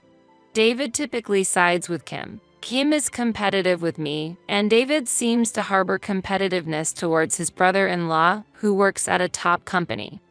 But as I see it, David is clearly lagging behind in this competition. His brother-in-law earns several times more than David. My point isn't about the amount earned, but how much one can spend on their family. I don't know how much David earns, nor does he know or show interest in my part-time income or savings. As long as we can get by on what he brings home, that's fine. I don't know what he does with the rest of his salary. However, there are nights he comes home late. He explains, "I was out drinking with work colleagues." Whether that's true or not, I can imagine David, who avoids even the slightest rumors among his students, having an affair. I never doubted him. David contributes $1,000 a month to our household. Normally, this amount would be challenging to sustain a household. This fact alone could be a seed for divorce or conflict. "This is my parents' home, so no need for rent," David says. "But $1,000 is a bit." I counter. "Then, how about asking my parents for living expenses?" he suggests. "That's not really the point," I say, but my true feelings don't seem to reach David.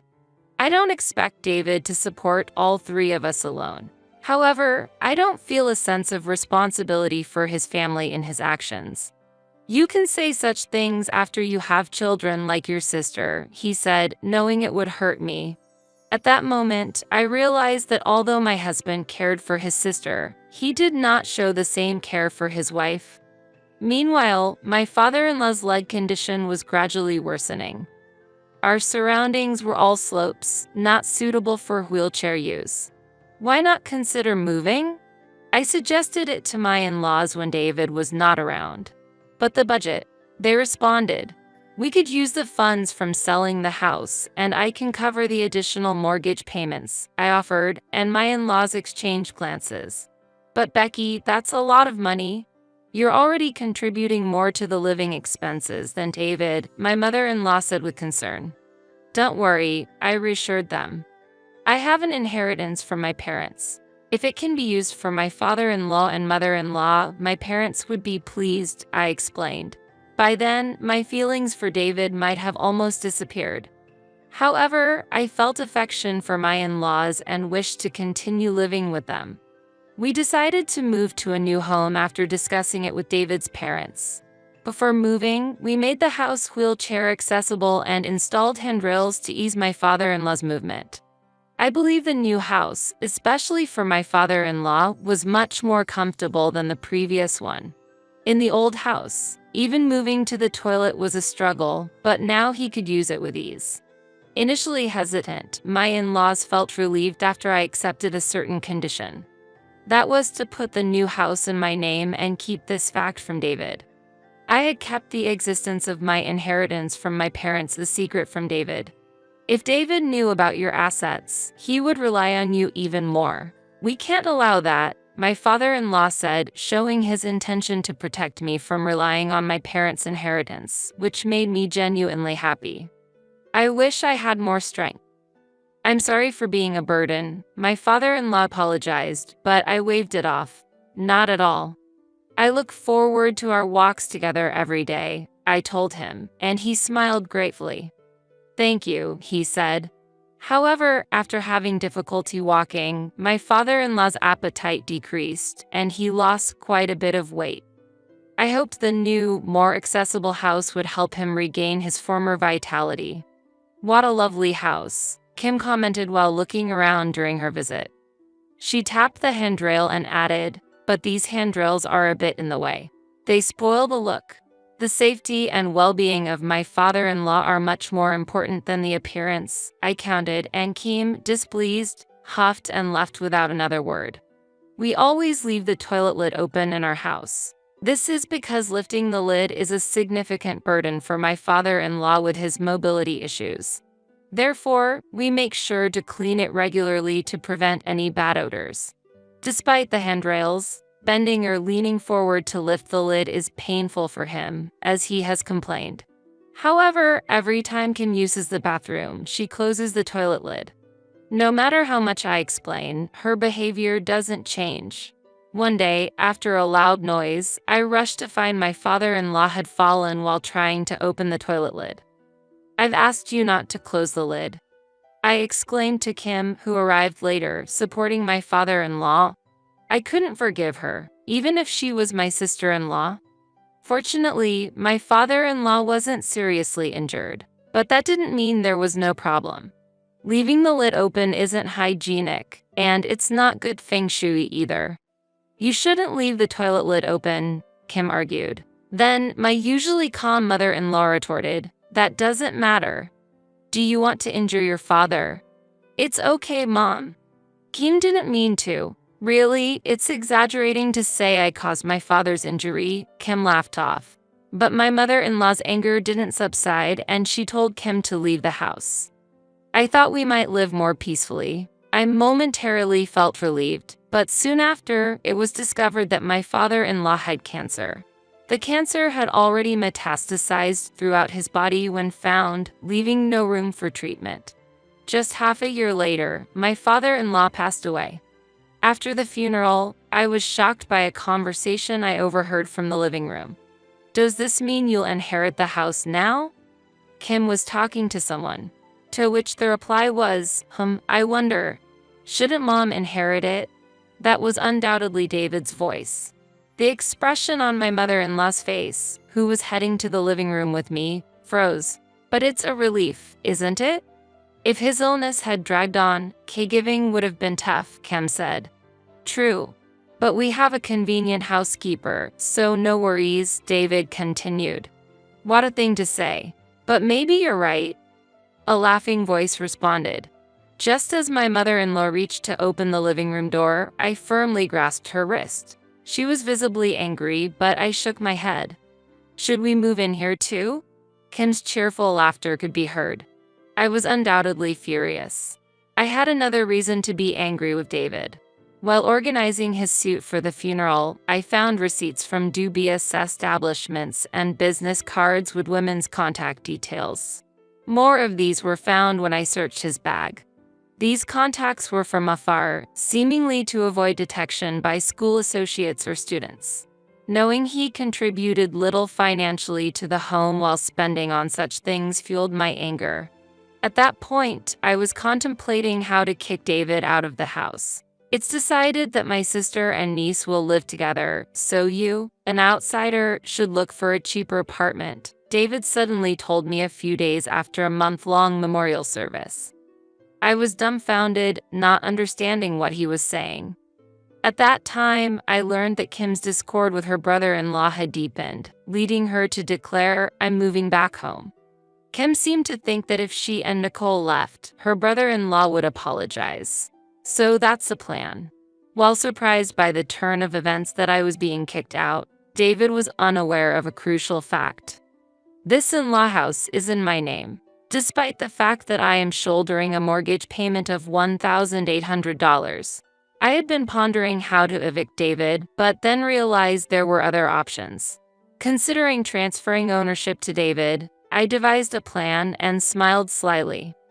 Leaving is an option, but in that case, I would like a divorce, I proposed. If I were to leave, divorce seemed fitting. Otherwise, I would end up at a disadvantage. Unaware of my intentions, David returned a spiteful smile. "My dad has passed away, and you are no longer valuable to me," he declared. He took on an unpleasant demeanor, thinking he was in a superior position. "Didn't expect any property division since you brought it up," he said condescendingly. I looked down and covered my mouth, replying with a trembling voice, "Understood." Hearing this, David laughed even louder. "Go on and cry. Did you think you'd be stopped? Lament being abandoned by your husband," he taunted. But I was desperately holding back laughter. The situation he was oblivious to, thinking he had the upper hand, was comical. Distracting David, I began thinking about my next place to live. Yes, that's ideal, I decided. I envisioned the $1 million high-rise apartment my parents left me. Recently, I was informed by the property management company that the family living in one of my properties was planning to move. It's one of several real estates left by my parents, and the rental income enriches my life. Especially the high-rise apartment my parents dreamed of holding a special place for them. I hadn't been particularly interested until now, but living in my parents' last dwelling might not be too bad. However, there's one concern. That is about my mother-in-law and Nicole, who will end up living in the same place as Kim and David. I continued to ponder how to rescue them. "Then I will go to a facility as well," my mother-in-law declared when I informed her that I would be divorcing David and leaving. What? What are you talking about? Kim is coming back," David protested. "Yes, if you say such things, Dad would be sad," Kim added. "Dad would be sad? What would my mother-in-law think about Kim's words that trivialized the deceased father-in-law?" However, at that moment, I came up with a plan. I whispered it to my mother-in-law, and we decided to proceed with the plan without letting the other two know. If they won't let me leave, I'll just have to be kicked out. With the divorce pending, I continued to live in my in-laws' house for the time being. Currently, I am living in the same living room with my mother-in-law. This is a temporary measure until I find a new place to live. When Kim and Nicole started living together, my mother-in-law and I put our plan into action. "Why isn't there a dinner prepared for Dad tonight?" My mother-in-law said at dinner, causing David, Kim, and Nicole to be astonished. "What do you mean? Dad is no longer in this world. What are you talking about?" David was confused. Kim was angry, and Nicole could not hide her concern. Each showed a different reaction. Although it was necessary to keep this plan secret from Nicole to avoid suspicion, it pained my heart. How can you say such a thing? Apologize to Dad. It's bad luck, isn't it, Dad? My mother-in-law spoke to the seed of the deceased father-in-law, creating an indescribable tension. I quietly prepared a meal for the deceased father-in-law. My mother-in-law continued to act as if he were still alive. If we closed the toilet lid, it would be inconvenient for Dad. The plan also served to admonish Kim and David for disrespecting the deceased. I also intended to see whether these two could ever take care of my mother-in-law in the future. Kim roughly grabbed my mother-in-law's hand and took her to the portrait. Why are you saying Dad is here? He's no longer in this world. Isn't that obvious from the portrait? Despite Kim's angry shouts, my mother-in-law calmly sat in front of the altar and quietly stared back at Kim. Dad is right here, she said while pointing to the portrait, as if she could feel his presence. She delivered these words calmly yet coldly to Kim. Your terrible words and attitude are also seen by Dad. Always, she said, making Kim visibly shiver. Stop it. Kim screamed and left the room. I had expected her to be the first to break. Mom has finally gone crazy, Kim complained. But when you take her to the doctor, they say there's nothing wrong, right? I counted, and Kim raised her voice in distress. Yes, outside she acts perfectly fine. In front of the neighbors, she's impeccable. I can't stand it anymore. Yes, but there's still a mortgage on this house, and without Mom's pension, we can't make the payments. I overheard them discussing secretly in the living room. While doing the dishes, I pretended not to hear while listening. Finding a facility is tough, and the costs are significant. Kim, can you bear those? They discussed. No way. That's impossible. We need to save for Nicole's college tuition until she graduates. It seemed they were more troubled by the financial burden than my mother-in-law's health. Truly disgraceful. Reaching my limit, I turned off the tap and joined their conversation. I found a new place to live. If you'd like, I can take my mother-in-law and care for her until we find an appropriate facility, I suggested, watching them look at each other before adding, also, about the mortgage on this house. I've been the one making the payments. Really? Is that so? David muttered to himself in a daze. The amount left after deducting living expenses from my part-time income is enough for the payment. I had anticipated David thinking that.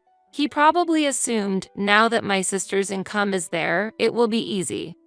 Pretending not to hear, I chuckled inwardly as I told him, if your mother and I leave together, I'll transfer the property and loan payments to David. David simply replied, understood. At that moment, feeling relieved that my mother-in-law would be protected, a new development awaited us. However, it might have been a rather favorable turn of events for us. After returning home from high school, Nicole came to me with a serious concern. She had heard from a friend that her mother might be having an affair. Her friend had seen Kim walking arm in arm with a suited man one night, someone who wasn't Nicole's father. Upon further questioning, it turned out this happened while Nicole was at her tutoring session. It became clear that Kim's neglect of household duties wasn't due to parenting or work, but her affair. I assured Nicole I'll handle this matter and made her promise to keep it a secret. I immediately hired a detective to investigate Kim's affair. Perhaps she had let her guard down during the separation from her husband. Or maybe she was contemplating divorce. But her lapse came too soon. The legal divorce hadn't been finalized yet. Once the detective's evidence brought the affair to light, her brother-in-law initiated divorce proceedings. Nicole's father gained custody, and she went to live with him. Kim, along with her workplace lover, was sued for damages by her brother-in-law. Relieved, my mother-in-law and I left the in-laws house and moved to a high-rise apartment worth $1 million, starting a new life. One evening, while we were enjoying our peaceful days, the intercom suddenly rang. Displayed on the screen were David and Kim. "What brings you here?" I asked nonchalantly, but David retorted, "Because you won't answer the phone." "I'll step outside," I informed my worried mother-in-law before heading out. I had no intention of inviting them into my home or letting them pass the entrance. Just leave it be, I muttered to myself as I headed to the front hall. We can't talk here, I said, and we drove to a nearby cafe. During the drive, David kept complaining, "How can you afford to live in such a fancy high-rise apartment? It's an inheritance from my parents. I just rented it out to others until now," I explained. "Why didn't you tell me something so important?"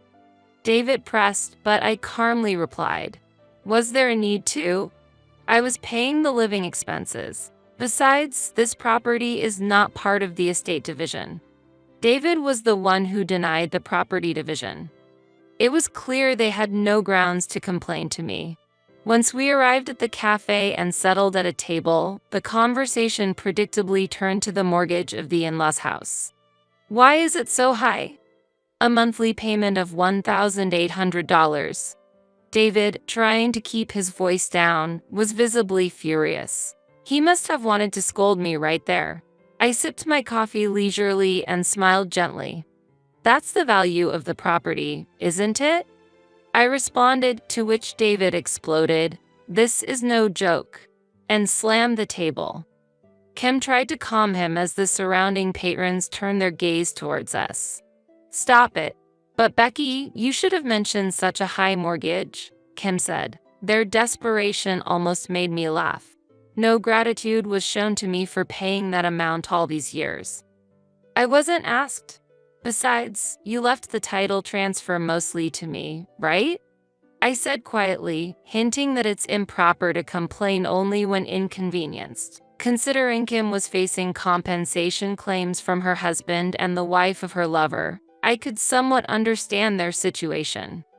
Moreover, the affair being exposed at her workplace made her resign. From my perspective, it was all a result of her own making. I gently turned my gaze to Kim, and I said with a smile, "You've had it tough, haven't you?" "What do you mean?" "Because he doesn't contribute enough money to the household." "What?" Kim stared at David. Feeling the side glance, David vaguely responded, "Well, that. I see. It hasn't been long since we left." As I ambiguously spoke, realizing Kim might not yet understand, David said quietly, "Don't talk about unnecessary things," and glared at me.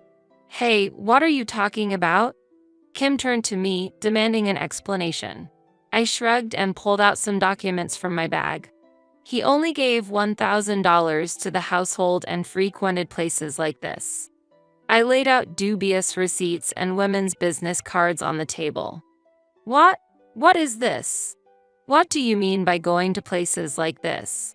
Kim was more outraged than expected, loudly reading the names of the establishments. "How foolish. Disgusting." Kim's exclamation triggered David's anger. "What are you saying? You two engaged in such embarrassing acts of infidelity at your workplace?" An ugly dispute unfolded before me, each critiquing the other's misdeeds. I sipped my coffee, quietly observing their argument. Concerned about a possible complaint from the cafe, I addressed David. Right. Sorry to interrupt your conversation." With that, David ceased his quarrel with Kim. Perhaps a unique communication between a long-time married couple. "You were saying?" he inquired. "I almost forgot, but there's a popular tutoring school near this cafe." "What?" They looked at each other, then back at me, puzzled. "It seems many students spend their pre-class time here," I whispered to David. "See that uniform? Doesn't it look familiar? Wonder how many are around, including those in casual clothes?" Suddenly, David stood up, causing a loud noise. He scanned the surroundings, noticing the onlookers. I could hear subdued laughter around us. It seemed my choice of cafe made sense to David and Kim. "Just so you know, I wasn't the one who raised his voice." David remained standing, his face downturned, trembling. "Thank you for exposing yourself. I'm looking forward to school tomorrow." I rested my cheek on my hand, gazing intently at David, and smirked. Before me, David crumbled to the floor. Eventually, David and Kim's in-law house was put on the market, and they moved to an old, small apartment. Kim struggled to find a new job, and David resigned from the girls' school. It seems there was a complaint from a parent about a problematic staff member. Even without the complaint, David would have resigned, but the call spread the rumor. I knew this because Nicole's friend attended the school David worked at and provided the information. As David feared, the story spread quickly. After hearing it from Nicole, my mother-in-law exclaimed, "What a pitiful pair," and I burst into laughter. Once, they came to us, relying on the inheritance I received and my mother-in-law's income. They came to apologize, but I told them, "You don't need to apologize anymore," and quickly sent them away. I still live with my mother-in-law, enjoying the company of Nicole, who often visits our high-rise apartment. She likes the view from the windows, similar to the vast sky my parents once admired. With the curtains wide open, our meals are always delightful. I hope to fulfill the filial duties to my mother-in-law that I couldn't to my parents, cherishing our life together. Still, 9 people is way too many. Are we all going to get along and play baseball or something? Ever since I was a child, I had harbored a dream. To live in a charming house like the ones in picture books and to play with a white dog in the garden. But reality was not so kind. Though I finally acquired a house of my own, when I returned from work, it had transformed, almost like a dormitory. I couldn't forgive what had happened. My name is Janet, a 32-year-old office worker. I had devoted myself to my job and worked hard. However, towards the end of my 20s, my friends started getting married one after another. I even went broke from the expenses at weddings. Gradually, I began to feel a sense of urgency and started to actively seek a partner. "Janet, when will you show me grandchildren?" My father would ask me the same question every time I visited home. Because of this, I grew reluctant to return, and my visits became less frequent. My mother passed away when I was young, and afterward, I was raised by my father, my brother, and my paternal grandparents. My brother married young and built his own house near our childhood home. He has 2 daughters, who are dear nieces to me. "You have 2 adorable grandchildren already, so why do I need to have children?" But still, you are. Each time, it turned into an argument. Then one day, my father had a traffic accident. By the time I arrived at the hospital, the situation was already severe, and my always energetic father passed away peacefully while our family watched over him. "Dad, there was someone I wanted to introduce to you." At that time, I had a partner I met through friends. Recently, he had proposed and we had decided to get married. He tended to put on airs, but he was a kind-hearted person. His name was Steve. Having lost both parents and my brother having his own new family.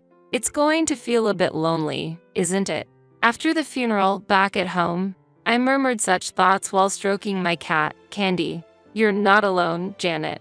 From now on, I'm your family." Steve, who was beside me, said that, taking my hand gently. He was concerned about me and came to check on me. "Let's build a happy family together." I believed I could have ordinary happiness. At that time, I couldn't even imagine what would happen next. Welcome, though it's a bit cramped. We were welcomed by Steve's parents when we visited for me to introduce myself to them. His mother was very active and cheerful. I felt a bit nervous as soon as I entered the room. I thought we would be meeting just his parents, but there were also his grandparents, Steve's brother, his wife, plus their 2 boys. Nice to meet you." There were so many people. Steve's family home, built by his grandfather, felt a bit old and run down. To be honest, it seemed quite ancient. However, his family welcomed me warmly despite my nervousness. On our way back, I said to Steve, "There were so many people today. It must be even more chaotic during holidays and Christmas." He laughed and replied, "Really, it's cramped. I wonder how they manage to live there every day." I was genuinely surprised by his comment. Steve's family home wasn't particularly spacious. I had thought it was just coincidentally crowded that day. Wow, 8 people in that house. That's impressive. According to my husband, initially, it was just his parents and grandparents, 4 people living together. But one day, his unemployed brother suddenly moved in with his wife and kids. "Well, I guess he'll move out once he finds a job," my husband said with a laugh. At that time, I just thought it must be tough for his family. Since getting married, we haven't been blessed with children, but we live a leisurely life with my husband and our cat, Candy. My husband helps with the household chores, and Candy is fond of him. Some time has passed since our marriage, but my brother-in-law's family still lives in the same house. The walls are filled with children's scribbles, and my mother-in-law has accepted the situation, laughing it off as a joke. Vanessa, my brother-in-law's wife, always looks tired. She is older than my brother-in-law and close to my age, so we developed a good relationship quickly. Hey, Vanessa, hurry up. Janet, don't just watch, we're out of beer. When I visit my in-laws, Vanessa and I are usually the only ones moving around. We were constantly busy, hardly having a moment to breathe.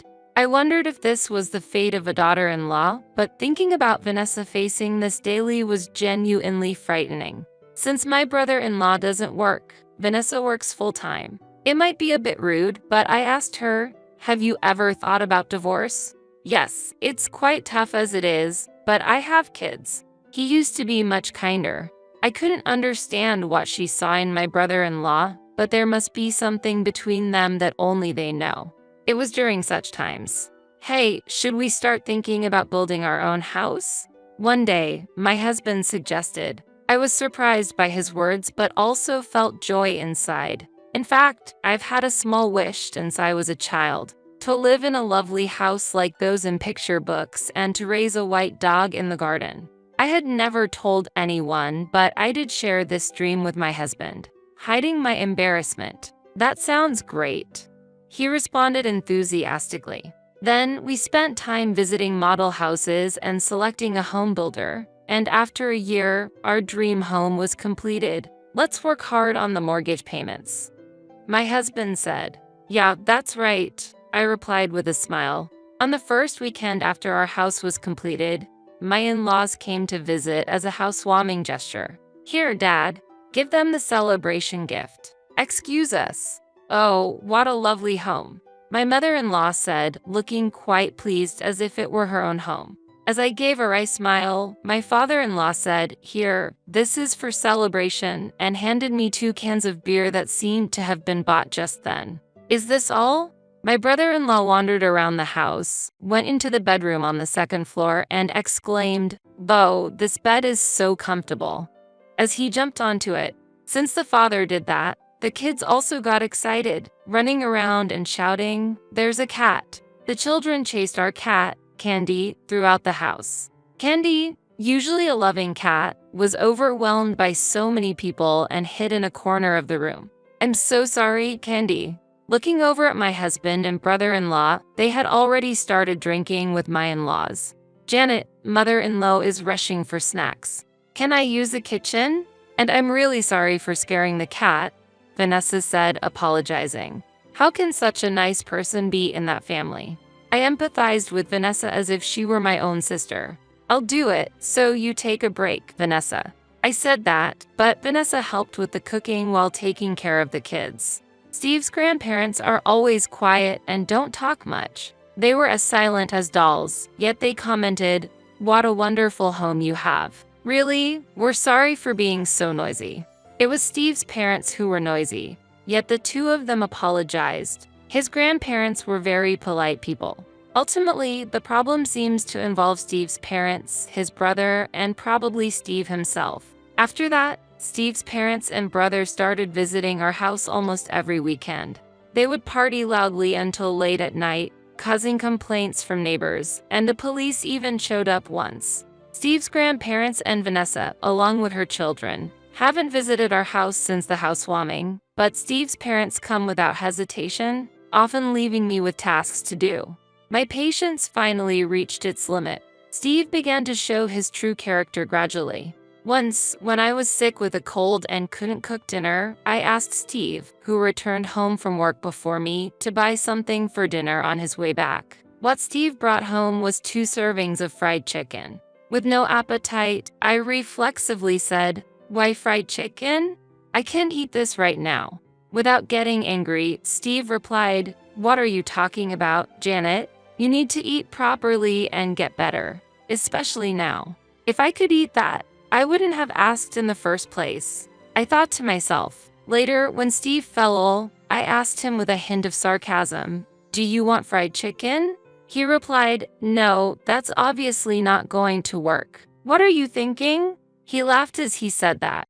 In the end, this family is selfish and lacks consideration for others. It's as if they've lost their humanity. They can do as they please now, but there will come a time they'd regret it. I decided that in my heart and smiled slyly. A few days later, it was decided that I had to go on a business trip. On the morning of my departure, "I'm off then," I cheerfully said to Steve. "Is your business trip starting today?" "Actually, Vanessa is also on a business trip starting today," he mentioned. "Really? I had no idea. What a coincidence," I replied, to which he laughed. "My parents are in trouble because they don't have anyone to help around the house." Seeing him laugh, I thought to myself, this man is terrible. Days passed busily while I was away, and a major storm hit.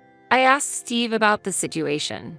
"I'm fine, but the family home had some leaks due to the rain," he responded. I felt resigned thinking about the aging family home. The day I returned home arrived. As I approached my house from the station, I heard loud laughter. I wondered if someone was having a barbecue in their yard.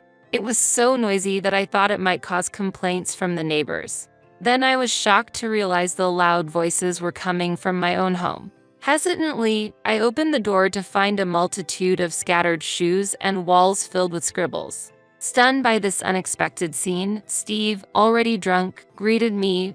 "Oh, Janet, you're back." Angered by his blatant disregard, I stepped into the living room to find Steve's parents and brother also inebriated, with Vanessa busily preparing snacks for them. Steve's grandparents remained as calm as ever, while the children used the walls as their canvas, happily drawing. There was also an unfamiliar young woman present. There was too much information to process. I couldn't organize my thoughts. What exactly is going on here? I tried to have a calm conversation with Steve, asking him quietly, "What? Didn't I tell you?" "The storm caused a leak in the family home," he replied. "I understand that. But why here?" According to Steve, the family home was severely affected by the storm, and our house was chosen as the refuge for his family. While Vanessa was on a business trip, Steve, his parents, and his brother discussed the next steps. "We all thought it would be great to live here together," Steve proposed proudly. "What?" I couldn't grasp what he was explaining. While I remained silent, Steve's parents cheerfully said, "We're family, and there's enough space, so it's fine." "There's no problem, Janet. Sure, the walls are a bit dirty, but that's just the kids doing," my brother-in-law stated nonchalantly. "Who is that woman?" I asked about the unfamiliar woman relaxing on the sofa. "Oh, her? She's a friend of mine and Vanessa." My brother-in-law turned to Vanessa for confirmation, and she smiled kindly, saying, "Yes, that's right. She got kicked out of her place, and when she asked for advice, my brother said it was okay for her to stay here." My brother-in-law explained, "Nice to meet you." The woman responded, but I was completely lost. In the not-so-large living room, there were 9 adults and 2 children. The house was messy, and the walls were covered in scribbles. It was hard to believe this was a new home. The family was loud, creating an atmosphere like a dormitory. I became furious at the situation. Still, 9 people is way too many. Are we all going to get along and play baseball or something? Then, I realized something. Wait, where's Candy? Our beloved cat, Candy, was nowhere to be found. When I asked Steve and the others, everyone claimed they hadn't seen her. As I searched for Candy, my nephew informed me, well, when Grandpa opened the window to smoke outside, Candy just slipped out. My brother-in-law glared at his son, who shared this information, as if he was saying something outrageous. "Why would you do that? I've told you to be careful when opening the windows," I said, tears welling up. To that, Steve indifferently replied, "Well, if it's about a cat, we can just get a new one. Why are you making such a fuss? If you want a divorce, that's fine by me." Steve said this with a smirk. I challenged his provocative attitude. "Did you just say divorce?" "Yeah, I did. If you're willing to apologize, maybe I'll reconsider," he replied. How he and his family could be so confident, smirking proudly, was beyond me. However, calmly I said, "Is that so? Then sign this," presenting the divorce papers already signed by me. I went to retrieve my packed bags from the room and told Steve calmly, "Have you signed it? Why haven't you signed it yet?" "I'm busy, you know." My preparedness surprised Steve and his parents. As Steve struggled to hide his irritation at my provocation, his mother exclaimed, "Steve, divorce this foolish wife quickly. The house is completed. We don't need her anymore. You'll regret getting divorced," Steve remarked, but there was nothing for me to regret. "What are you talking about? You're the one who'll be in trouble. Just sign the divorce papers," I responded. After ensuring Steve signed the divorce papers, I stored them in my bag, then approached my brother-in-law, presenting another set of papers. "Please sign this as well." "What? When did we get married?" My brother-in-law, laughing, looked at the filled-out wife section. "Hey, Vanessa, this is..." Vanessa, with a cold gaze, urged him to sign the divorce papers. "We're getting a divorce. Please sign it quickly." "Vanessa, this betrayal is unforgivable." My father-in-law condemned, but Vanessa remained resolute in her decision. Even I could see that Vanessa was treated like a domestic worker in her own home. Most of the income she earned was handed over to her husband, except for a small amount allocated to household expenses. He squandered that money as he pleased, and the unknown woman sitting on the sofa turned out to be his mistress. "Janet, it seems my husband is having an affair." Vanessa confided this to me just before Steve proposed building a house. Prioritizing her children, Vanessa had endured in silence. However, she recently discovered that her husband was selling her personal belongings and even the children's toys to profit for himself, pushing her to her breaking point. Then Vanessa shared something with me, igniting my anger. From that moment, we began working towards our divorces. Vanessa focused on gathering evidence of the affair. The business trip she mentioned earlier was actually a lie. We met at the station and went to look for a new place to live. Like me, Vanessa had no parents to turn to but decided to move out of the state based on a job offer from a close friend she had confided in. It was a very pleasant location. Everything went according to plan, and we were at the final step, submitting the divorce papers. "I want to take some people out of that miserable place," Vanessa resolved with renewed determination.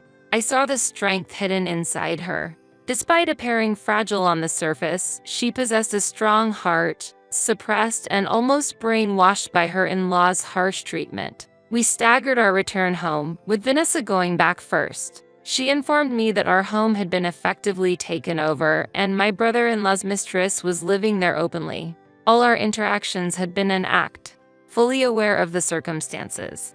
I told Vanessa, "You don't have to live there anymore. Let the kids enjoy drawing on the walls as much as they want." Seeing my brother-in-law contentedly signing the divorce papers while imagining his new life with his mistress, I felt a cold satisfaction. "Let's go, Vanessa.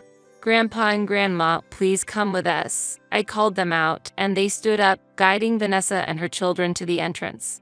"I thought staying with you people would ruin our lives." Vanessa's words woke me up. "Do as you please from now on," Grandfather coldly told the rest of family while making their way out. It turned out the rest of the family had been dipping into the grandparents' finances as well.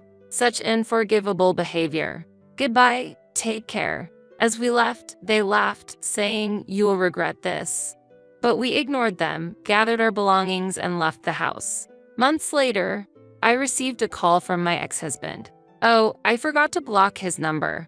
I had a good idea of what the call was about, but when I answered, a frantic Steve said, "Janet, come back." I couldn't help but laugh. "Come back? We're strangers now." I replied calmly, only for his mother to snatch the phone. "What do you mean? Why aren't you paying the mortgage?" "Excuse me? I don't understand what you're talking about." I feigned ignorance, and she couldn't hide her irritation. It turned out the mortgage was already in arrears. My ex-husband was claiming I was responsible for the missed payments, which was absurd. While I stayed silent, the mother-in-law ranted nonstop. "What's this house? You said your household income was $75,000, right? We should have had a much better home. It's so disappointing for a newly built home. They had planned to acquire that house from the beginning. Vanessa had informed me of my husband and in-law's scheming. Indeed, but with your son's annual income of $30,000, the bank wouldn't lend much. If we had taken out the mortgage jointly, maybe we could have built a better house. Hearing this, the mother-in-law shouted, "Steve, what's this about? This isn't what we discussed." I could hear my ex-husband and former mother-in-law arguing over the phone. Ignoring that, I hung up the phone and made sure to block his number. My ex-husband always wanted to appear favorable in others' eyes, though not so much with family. But his desire to be seen positively by outsiders was abnormally strong. When I mentioned building a house, I had already been contemplating divorce.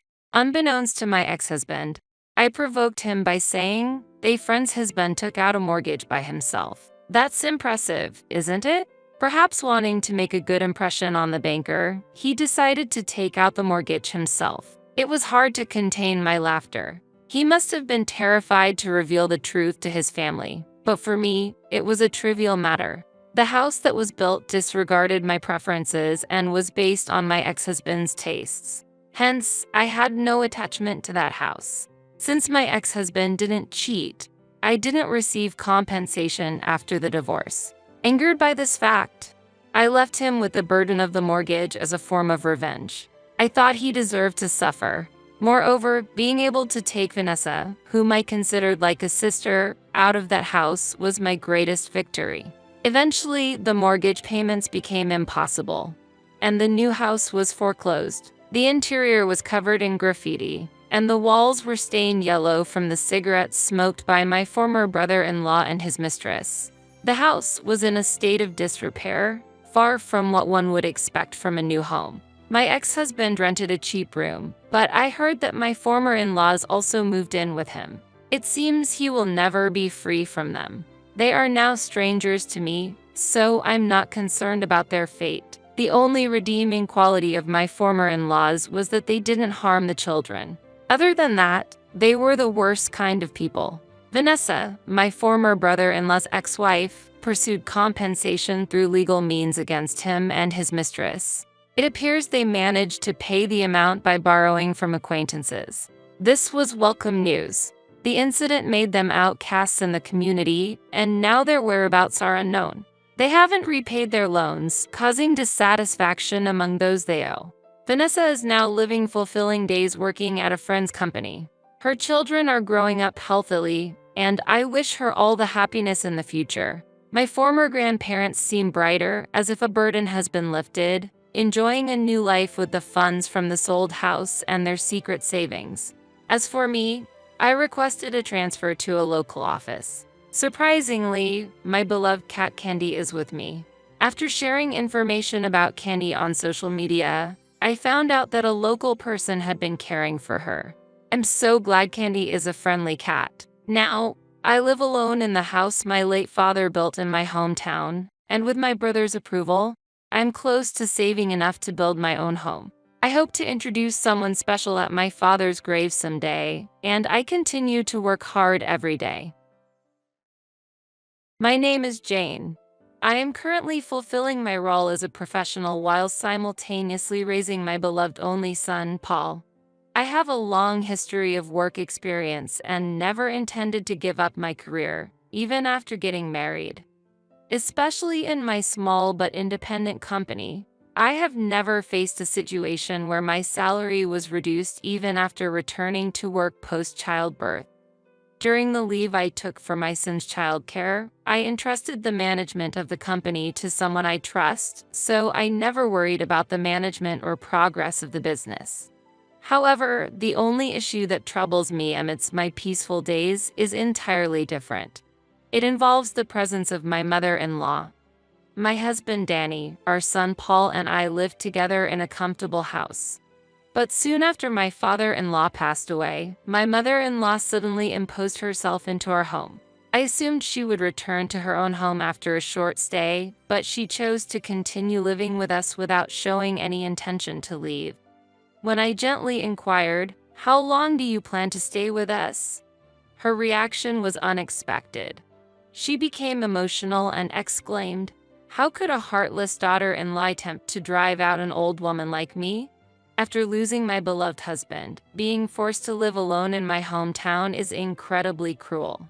Danny, who had overheard part of the conversation, rushed to her side and comforted her. "Mom, it's okay.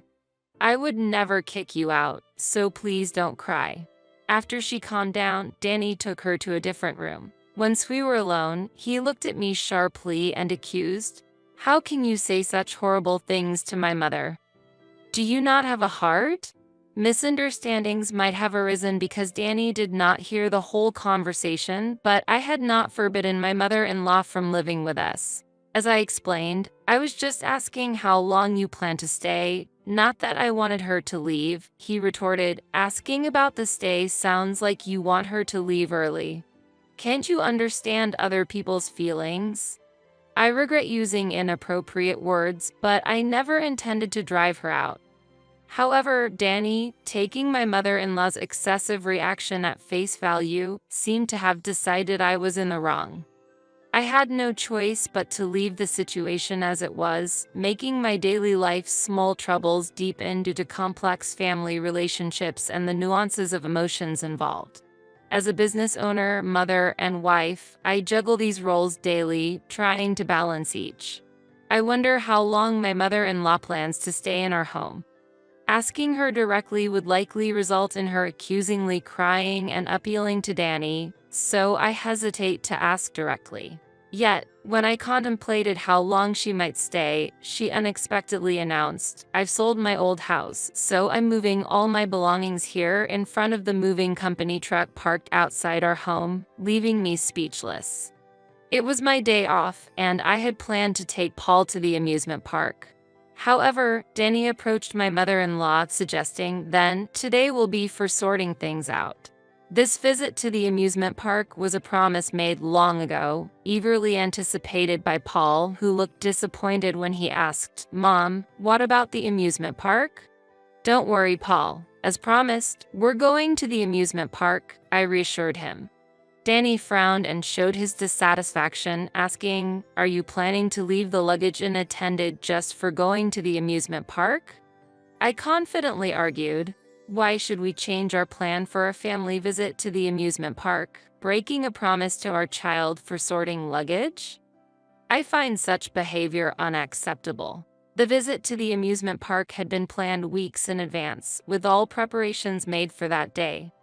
Yet, I was not informed about the move, and when told today was the day for unpacking, I prioritized the plans already set. Nevertheless, my mother-in-law began to cry exaggeratedly, claiming Jane finds living with me uncomfortable. That's why she prioritizes her child over me. Hearing this, the movers, either feeling the situation was deadlocked or tired of my mother-in-law's exaggerated performance, quietly pointed out, "Unpacking can wait. Shouldn't promises to children take priority? And did you properly inform your wife about the move?" Upon hearing the calm comment, my mother-in-law blushed and felt ashamed. Danny, witnessing this development, did not defend her but merely looked at me intently. It appeared that Danny prioritized helping his mother with the move over our planned enjoyable family visit to the amusement park. In light of this situation, I decided to take my son, Paul, to the amusement park as previously planned. Unfortunately, this choice created a noticeable distance between my husband and me. One day, my mother-in-law said to me, "Jane, would you mind staying at home on your next day off?" I asked her why. "The truth is, I want to spend time with Paul, but since you always monopolize him, I hardly get the chance to play with him," she complained. This request came about a week after she had moved into our house without permission. She probably overheard my plans to take Paul to the shopping mall on my next day off. Suddenly, she forbade me from visiting the shopping mall, asserting, "Danny, Paul, and I will go to the shopping mall, so you should stay at home." Normally, there would be an option for the whole family to go out together, but excluding me seemed very selfish. Having witnessed her previous fake crying and such behavior, I could no longer trust her words. Therefore, considering it unthinkable to leave my child with someone I couldn't trust, I suggested, "Why don't we all go out together?" Although she looked displeased, she could not directly accuse me of being mean and reluctantly agreed. At the shopping mall, I began selecting clothes for Paul as originally planned, choosing slightly larger sizes considering children's rapid growth. My mother-in-law interrupted, "Why can't you choose the right size? This is the perfect size for Paul, bringing a size that fits him right now." Even when I explained, "Children grow fast," she argued. "When he grows, we can just buy new clothes. There's no need to save so much." I was dumbfounded by her short-sightedness. Selecting perfectly fitting clothes and buying new ones every time they become small is clearly a waste of money. We didn't have the financial leeway to spend money in such a way at our house. When I hesitated to purchase, Danny appeared and pointed out, "I support the family financially. If you try to save, it makes me look stingy to others." Eventually, Danny covered the shopping expenses for my mother-in-law. Paul wore his new clothes comfortably for a while but soon complained, "These clothes are too tight now," and stopped wearing the clothes chosen by my mother-in-law. She seemed to have mixed feelings about this change. Out of necessity, I passed the outgrown clothes to a colleague's mother I had befriended at the daycare. This act was well received, making me feel happy. However, the existence of the daycare seemed undesirable to my mother-in-law. "Why do you need to leave Paul with others when I'm here? Moreover, continuing to work with a child is not good for their education," she criticized. I couldn't agree with this point, responding, "The reality is, we can't make ends meet without my job," but she just snorted, "How much do you even earn?" I'm confident Danny's earnings surpass that. We can manage without your help. Besides, you're probably a burden at work anyway. It seemed possible that Danny hadn't told his mother about my role as a business owner. His occasional bragging nature might have led him to hide such an important fact, perhaps to avoid letting his mother know that his wife earns more than he does. Faced with such a situation, I was deeply disappointed.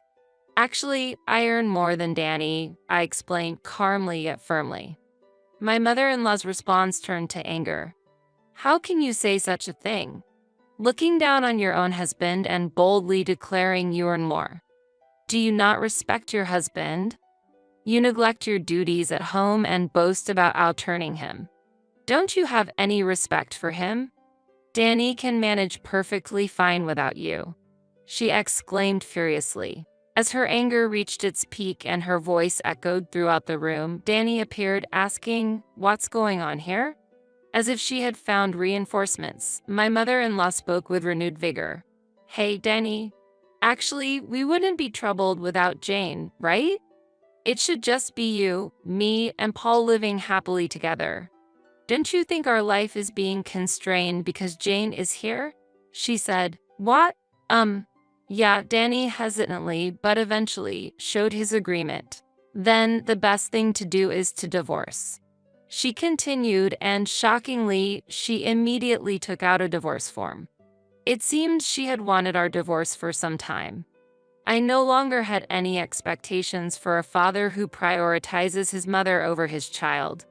However, I had no intention of giving up custody of my child. "It seems my presence is entirely unwelcome. If you wish for a family of 3, then I shall leave this house," I responded calmly. And without hesitation, I signed the divorce form she proposed. Despite forcing me to cancel our amusement park plans and insisting on helping with the packing, as soon as I started preparing to move out, she took Danny on a trip. Though she invited Paul to a trip, he had seen her unpleasant behavior towards me and still resented her for nearly causing us to miss our amusement park trip. He chose to stay with me, declining her invitation. Thus, Danny and she ended up going on a trip alone. I took this opportunity to move mine and Paul's belongings to a new home. I also left a letter stating that the responsibility for future rent payments, custody, and property division would be Danny's, as outlined through a lawyer. Returning from a week-long trip, Danny and his mother, unaware of the situation, contacted me surprisingly quickly. Jane, why did you take Paul with you? Mom is worried. I'm supposed to have custody, aren't I? He accused. It became clear at that moment that Danny had not yet read the letter I left. Please read the letter on the living room table, I said. Danny replied, oh, Mom said she would look at it first. I've outlined that you'll be taking on $4,000 rent responsibility, that I will not transfer Paul's custody, and that we'll discuss property division through a lawyer, I explained. Rent is $4,000, he exclaimed in surprise. He knew the housing was rented and that I had been making the payments, but he was unaware of the specific amount. I couldn't believe he was unaware of the rent amount while managing our finances. Indeed, this house was a rental, costing a hefty $4,000 monthly, and initially, I was against living here. However, Danny was adamant about living in this house, and eventually, we rented it according to his wishes. As a president, you should have no problem with this level of rent, right? He said, leaving the burden to me. As a result, I ended up paying $4,000 rent monthly, with Danny covering other living expenses. However, he was careless with money and prone to spending impulsively. There was an instance at the shopping mall where, after shopping without calculating, my mother-in-law ended up short at the register and reluctantly called me for help. It seems this mother and son lack financial management skills, often spending on personal luxuries before covering living expenses. I had to cover the shortfall each time. I had savings for Paul's future and was putting my entire salary into our household, leaving me with very little personal spending money. Recently, I also had to cover the expenses and pocket money for his mother, putting us in a financially tight situation. But with the divorce finalized, I am relieved from the burden of $4,000 monthly rent. Registering the house under his name, which was done for his vanity, turned out to be fortunate. This allows me to withdraw from the financial carelessness of the two, bringing significant mental relief. There's no way I can pay that amount. You've always been paying, continue doing so, he pleaded. Why should I pay the rent for a house I no longer live in? I was driven out by your mother. The divorce is finalized, and there's no longer any connection between me and that house. Therefore, I have no obligation to pay the rent, I counted. So, please help me, Denny begged pathetically, but then it seemed his mother grabbed his phone, and her voice came through. We can pay the rent without you. Even the amount you claim to have been paying is manageable for Danny, she asserted. With a take-home pay of only $2,000, how do you plan to pay the monthly rent of $4,000? Are you going to use magic? That would be remarkable, I said sarcastically. What? Came the reply. It seemed that my mother-in-law genuinely misunderstood Danny to be financially well off, probably because she saw him paying during their shopping trips, leading her to believe he was wealthy. I was just dumbfounded by this fact. I thought it was impossible for Danny, with his take-home pay of $2,000 and almost no savings, to afford the rent. Moreover, expecting them to raise a child healthily in their financially unstable situation would be difficult. Even without Paul's consent, custody would naturally fall to me, as Danny and my mother-in-law couldn't provide a suitable environment for raising a child. So, what should we do then? They were bewildered. If you can't pay the rent, you have no choice but to change your living situation. You'll have to notify the real estate agent to cancel your lease. The longer you delay, the more you owe in rent, I urged them to act swiftly. My words were met with, "Shut up. I know that much," from my mother-in-law, who clearly had no room for fake tears in this situation. After hanging up, I completed the move to a new apartment with Paul. This apartment is close to my workplace and conveniently located near shops and medical facilities. About a month after the divorce, my mother-in-law and Denny showed up at my company. They began loudly demanding to see me at the entrance, as reported by the receptionist. I was out having lunch with Paul at the time but hurried back with him upon hearing they were causing a commotion. Fortunately, there's a daycare within the company, so I could bring Paul inside.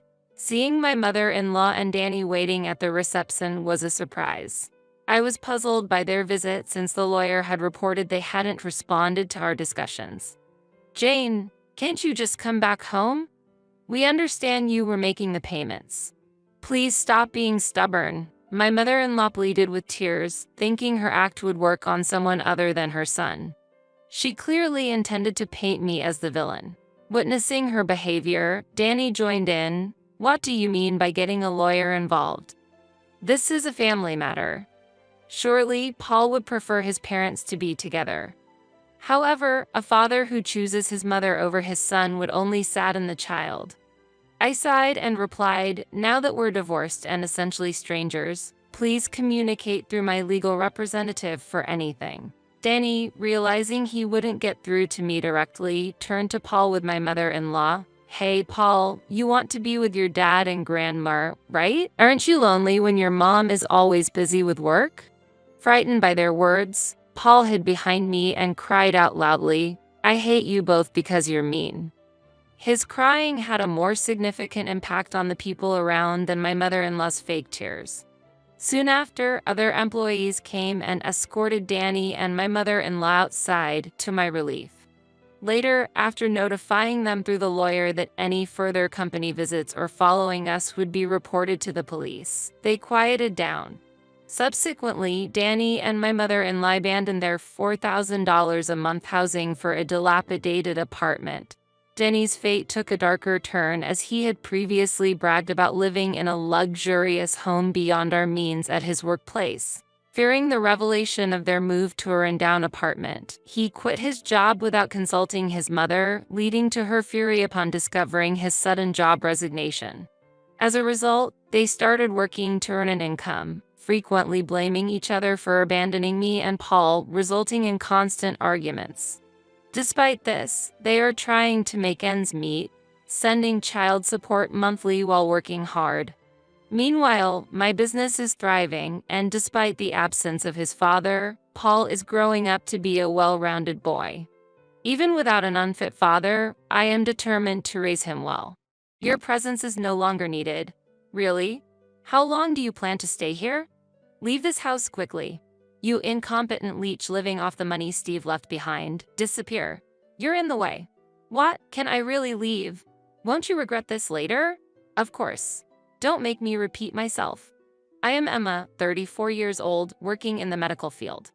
I met my husband, Steve, a 37-year-old surgeon, 2 years ago at the hospital we both worked at, and we got married. Upon marrying, I quit my job to focus on being a homemaker as per my husband's wish. Currently, I am 5 months pregnant and suffering from severe morning sickness.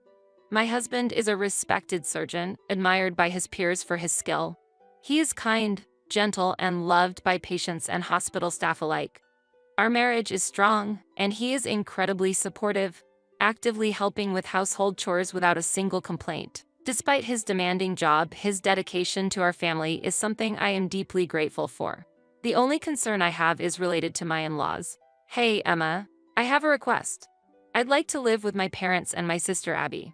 My dad needs care, and I want to support them as much as possible. It will also reduce the burden on my mom. Plus, with a baby on the way, having extra hands will be helpful for you, and it might make it easier for you to return to work. What do you think? That sounds good to me. I'm okay with it. Steve's family is kind, and if I can help take care of your father, it will lighten the load on your mom and Abby. Thank you, Emma. That means a lot to me. My mother-in-law has always been kind to me, and my sister-in-law Abby left a good impression during our family's meeting and our wedding, so I was confident we could build a good relationship. Thus, upon getting married, I started living with my in-laws and sister-in-law Abby. However, this shared living situation would soon change my life. One day, not long after we started living together, I was lying in bed in my room, still suffering from severe morning sickness, when I was called to the living room by my mother-in-law. My husband had left for work early in the morning, and my father-in-law was resting in another room, so it was just me, my mother-in-law, and sister-in-law Abby in the living room. My mother-in-law, usually calm, looked stern. Feeling tense, she suddenly spoke up. Emma, you're hardly managing the household chores, and yet you're lazing around in bed?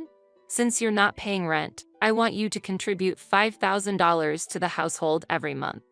This was the start of an incomprehensible discussion. I'm sorry, I've been suffering from continuous morning sickness and have hardly been able to get out of bed. I feel terrible for relying so much on you and Abby for household chores, but I thought I was contributing enough each month. Well, enough. You think a mere $2,000 is enough? We're letting you live here because we thought you'd help with the housework and take care of our father. You're not helping at all. Why did my son even choose someone like you as his wife? There's no need to say something so harsh. When I was young, regardless of morning sickness or anything else, I dedicated myself to my new family. You need to put in more effort. And I'm tired of taking care of that man. That's why I suggested to Steve that we all live together. Steve is a doctor, so $5,000 a month shouldn't be a big deal, right?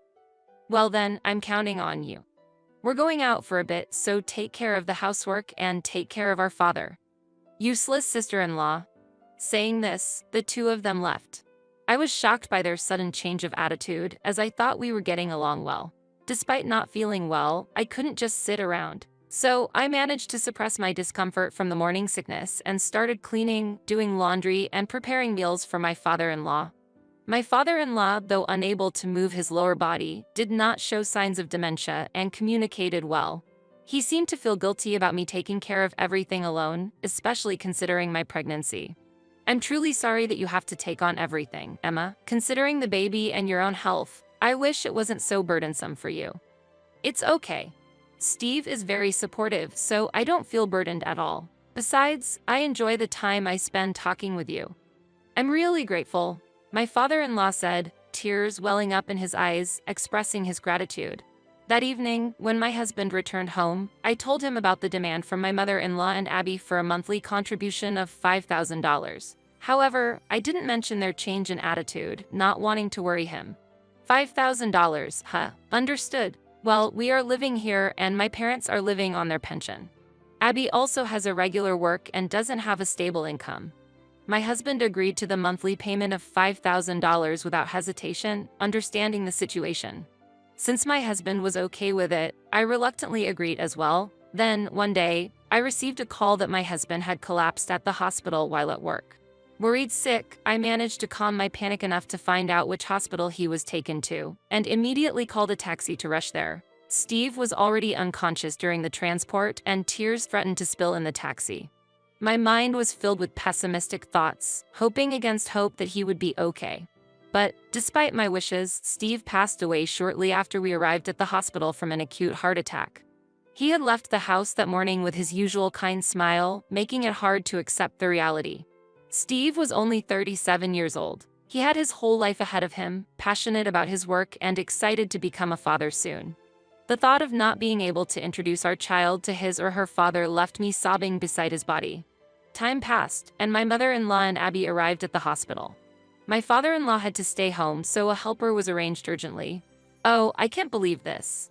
My dear Steve, why a heart attack? Really? This is all Emma's fault. Emma, if you had noticed Steve's health issues sooner, this tragedy wouldn't have happened. You're a disaster. Mom is right. The reason my brother died is because you came into our house. I'll never forgive you for taking him away. I'm truly sorry. Having just lost my husband, my heart was too broken to argue with them. I could only apologize. Maybe it was all my fault. If only I had noticed something was wrong with Steve sooner, he might still be alive. I was tormented by this thought for a while. Eventually, the funeral was held.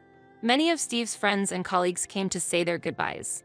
I felt a profound loss and sorrow from the respect people had for my husband. But I knew I couldn't grieve forever.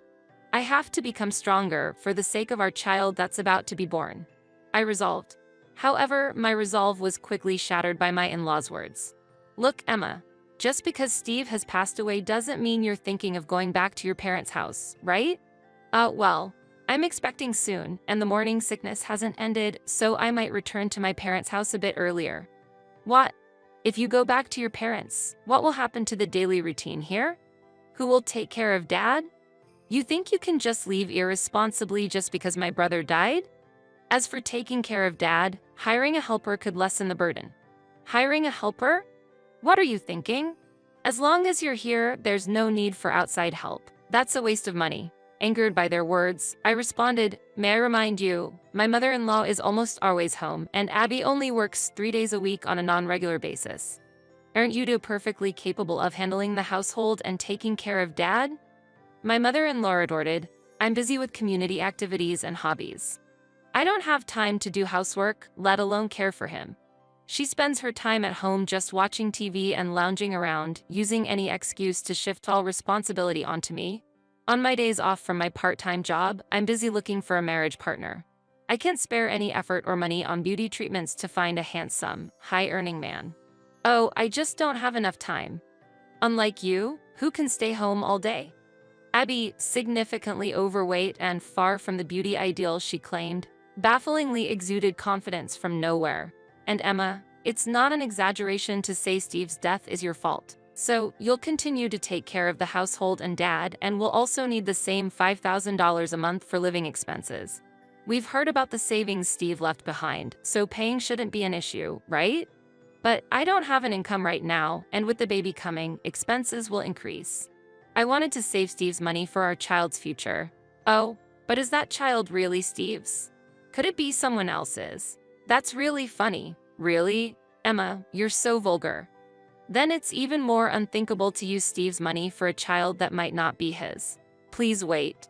This child is indeed Steve's. It's terrible to say such things.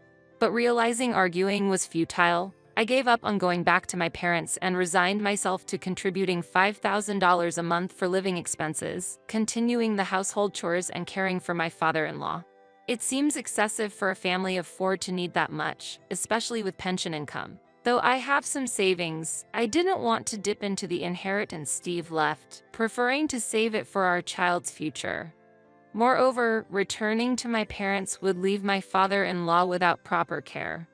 If help or support isn't an option, going back isn't either.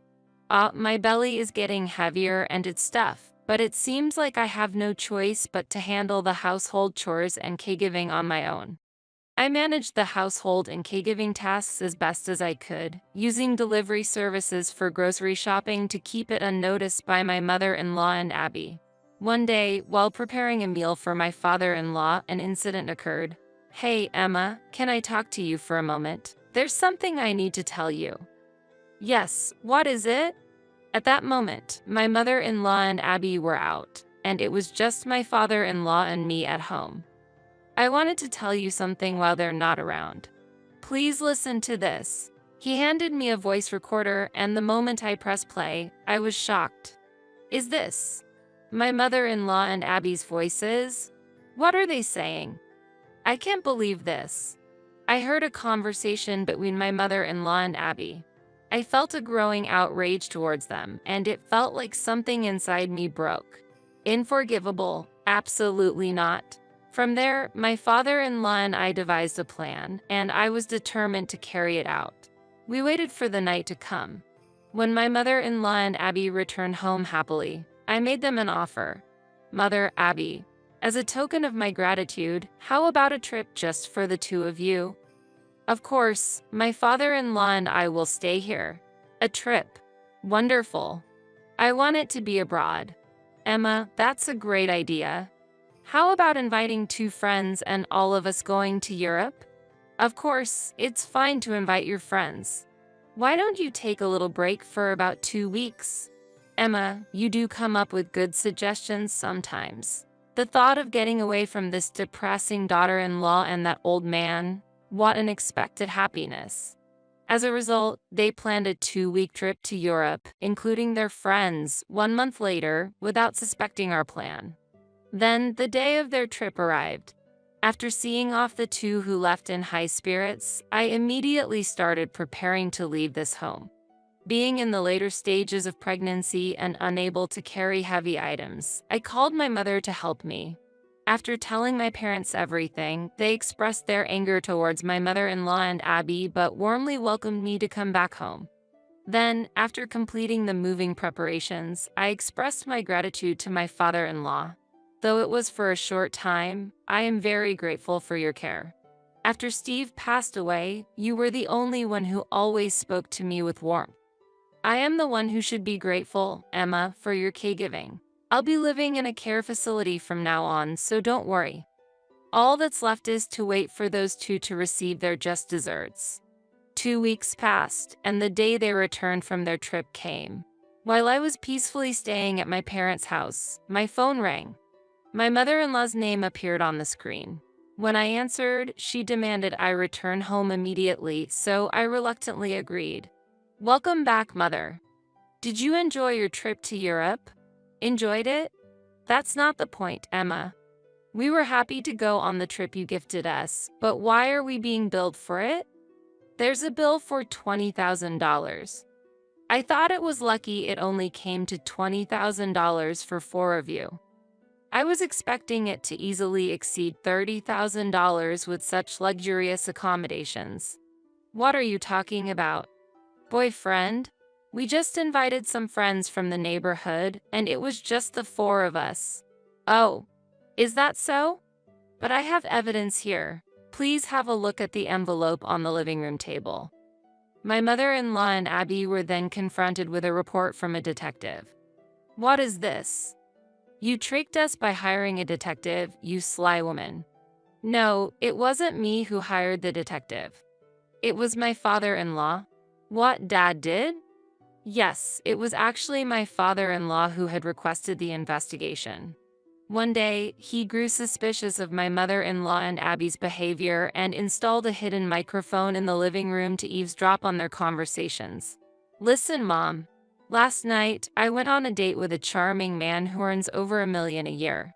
He's married, but he showed a lot of interest in me and came on to me strongly. I ended up not coming home until morning. I'll make him divorce his wife and take him for myself. That's wonderful, Abby. Go ahead and get that man for yourself. I also hope my wealthy lover will divorce his spouse soon and become mine alone. Then, eventually, we'll leave this place and start a luxurious life. In fact, they were involved with married men and planning to leave my father-in-law behind and move out of the house. Furious with this revelation, my father-in-law and I planned the trip as a strategy. He expected them to bring their affairs along on the trip and hired a detective to investigate during their absence. The investigation revealed that the friends accompanying my mother-in-law and Abby on the trip were, in fact, their extramarital lovers. Well, now that it's out, there's nothing else to do but to give up. I'm going to divorce your father and kick that man out of the house. And you, Emma, are no longer needed here. Really? How long do you plan to stay? Leave this house immediately. Leave, you worthless person living off the money Steve left behind. What? Can I really leave? Won't you regret this later? Of course. Don't make me repeat myself. Also, regarding the cost of the trip, you will be bearing it yourself. While I suggested the trip, I never mentioned it would be a gift. Humph. If it's about $20,000, I'll just have my wealthy lover pay for it. Is that so? Additionally, my father-in-law has already moved to a facility. Thank you for everything. Goodbye, and please do as you wish. Thus, I returned to my parents' home, feeling refreshed. After spending some peaceful time at home, one day, my mother-in-law and Abby unexpectedly showed up at the entrance. Emma, we apologize for our behavior up to now. Please come back, sister. I sincerely apologize for everything I've said and done. We really want you back. Oh, what brings both of you here? Why has it come to this? Our relationships outside were exposed, and the spouses are demanding a large compensation from us. I live on a pension, and Abby is in irregular employment with little savings. We don't know how to handle this. In fact, my father-in-law had sent the detective's report to the families of the lovers, resulting in a massive demand for compensation from them. Additionally, they were being sued for compensation for infidelity by my father-in-law as well. Moreover, we haven't settled the $20,000 for the trip yet. Could you possibly share Steve's inheritance with us? I categorically refuse. You treated me like a servant all this time. I cannot forgive you. Besides, the monthly living expenses of $5,000 were being paid out of my own savings, not from Steve's inheritance. What? You had that much in savings? I thought you worked in medical administration at a hospital. No, my daughter is a distinguished doctor at our hospital. My father, who is the director of a large hospital, appeared and informed them of the reality. Yes, I am his daughter and was working as a surgeon, recognized for my achievements and expected to succeed him as the director of the hospital. Steve and I were united by a romance that began at the same workplace. Recognizing the situation, my mother-in-law said, "Then, all the more reason we want you to come back, Emma. The future director of the hospital, please save us from our plight. We're going to suffer under debt. Please help us." Sister-in-law, they pleaded with tears. However, I firmly refused and securely locked the door. The commotion led to a neighbor calling the police, and they were eventually taken away in a police car. Later, my mother-in-law and Abby were demanded to pay compensation by the spouses of their lovers. My mother-in-law also had to pay compensation to my father-in-law. They were also reminded to pay for the trip, resulting in significant debt.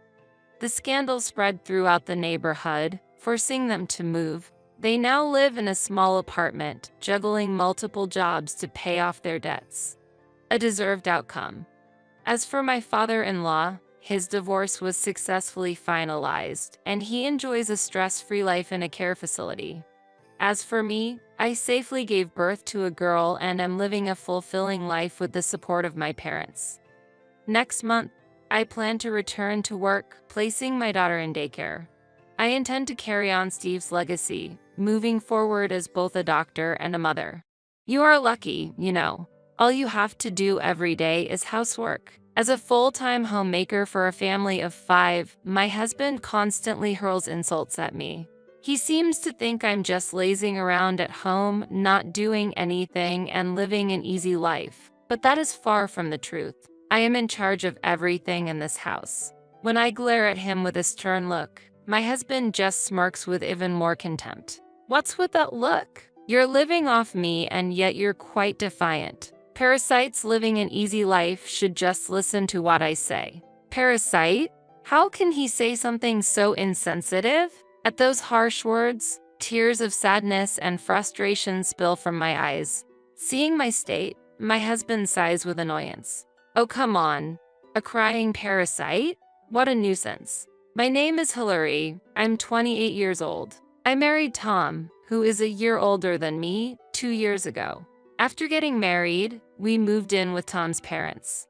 In addition to Tom's parents, his brother, who is around the same age as Tom, also lives with us, making it a household of 5. My living situation changed drastically after marriage, and although I was initially anxious, Tom's parents and brother are very kind people who treat me well. Despite often hearing negative opinions about living with a spouse's family, it doesn't apply to me at all, and we've built a good relationship.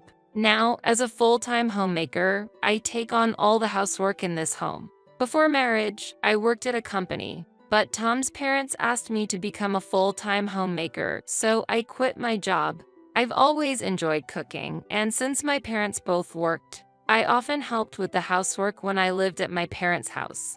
Therefore, I happily accepted Tom's parents' suggestion and am now desperately managing the housework for 5 people. The house is large and there are many of us, so it's tough, but I also feel a great sense of fulfillment. Thanks to Hillary taking on the housework, I can focus on my work with peace of mind. I'm truly grateful. My mother-in-law often expresses her gratitude. While I feel a bit uncomfortable with my mother-in-law thanking me so much, she smiles and says, "It's natural to express gratitude because you're protecting the home when no one else is around." Before marrying Tom, I heard from him that his mother was very strict. My mom can be quite scary when she's angry. It's better to just follow along and not say anything strange, Tom advised me when we were newlyweds. However, when I'm doing housework and have questions, my mother-in-law kindly teaches me. Indeed, my mother-in-law is strict, but living with her, I've come to see her as a sincere and compassionate person who dislikes dishonesty. I deeply respect her, considering she used to manage the housework in between work before I moved in. This is because Tom's family runs a business. Tom's father is the president of the company, and his mother holds an important position there. Having started the company together, Tom's parents possess significant business skills and seem very busy every day. Yet, despite their busy schedules, they take turns doing the housework on their days off to care for me. Tom's brother and Tom himself also work at their father's company. Being a large corporation, my family is essentially a successful one. Tom's brother is good at his work and has a pleasant personality, and he often helps me with the housework. I truly feel blessed to have such a family. Since getting married, I've thought I live in an environment without any complaints. But there's just one issue I haven't been able to confide in anyone. That issue is my husband, Tom. Before we got married, Tom was as kind and dependable as the rest of the family. However, since we started living together after marriage, his attitude began to change gradually. One night, after coming out of the bath, Tom threw these words at me. "Hillary, I can't find the shirt I'm wearing tomorrow." "Where is it?" "Sorry, I haven't finished ironing it yet. I'll give it to you once I'm done." "Huh? Why didn't you do that during the day? You had time, didn't you?" Perhaps because no other family members were around, Tom clicked his tongue at me. I did feel bad about the delay in ironing the shirt, but I had been out shopping for groceries during the day and didn't have time. Even if I tried to explain, Tom probably wouldn't listen. Tom seems to think being a full-time homemaker means living an easy life at home. Therefore, he looks down on me for not working, and his attitude towards me has clearly changed since I became a full-time homemaker. However, only Tom treats me with such disdain. Tom's parents and brother help me when I'm in trouble and express their gratitude, saying thank you, always. The rest of the family naturally does these things. During these days, Tom began to make derogatory remarks about me being a full-time homemaker without the family noticing. It continued every day, and though I hoped he would come to understand, my wishes were in vain as things only got worse over time. One day, Tom came home early in the evening, claiming he had left work early, and started complaining after checking the state of the house. "Hey, you haven't even folded the laundry yet? You're always slow despite not working. What have you been doing all day? And heat the bath early. I'm tired from working all day. I've obviously been doing housework all day. That laundry is still drying, and preparing dinner is my top priority right now. Normally, the bath would be ready by the time you get home. It's only because you came back suddenly without notice today that I haven't started it yet." When I retorted, Tom snorted. "All day just for housework? How inefficient can you be? You've just been staying at home, haven't you? If you had cleaned the bath earlier, all you would need to do is fill it with water. How dare you speak so arrogantly?" I wish he would understand me a little, but Tom doesn't listen at all. Any counter-argument I make only comes back at me doubled, adding fuel to the fire. One day, as I endured Tom's ongoing criticisms while doing the housework, he came home from work apparently in a bad mood and, seeing me folding laundry by myself, clicked his tongue loudly. "You're lucky. All you have to do every day is the same housework. Whether something unpleasant happened at work or not." He took out his frustration on me. Knowing that talking back would only amplify Tom's anger, I continued folding the laundry in silence. Then, feeling ignored, Tom stomped over to where I was and kicked the folded laundry forcefully. "Hey, what are you doing?" As Tom shifted his gaze from the messed-up laundry to me, he snorted and laughed. "Is it really worth getting so angry about? Just fold them again. I'm not just sitting around with nothing to do. I have everything scheduled, like preparing dinner and heating the bath. With all the tasks I have, this throws off the whole schedule, doesn't it? Then you should just do it faster," Tom said coldly, looking down on me. When I glared at him sternly, my husband smirked with even more disdain. "What's with that look? You're living off me and yet you're quite defiant. Parasites living an easy life should just listen to what I say." "Parasite?" I was so taken aback by his rude words that I was at a loss for words. I couldn't understand how he could say something so insensitive. I had been called various things by Tom before, but being called a parasite was the last straw. Tears of sadness and anger spilled from my eyes. Seeing my state, my husband sighed with annoyance. "Oh, come on. A crying parasite?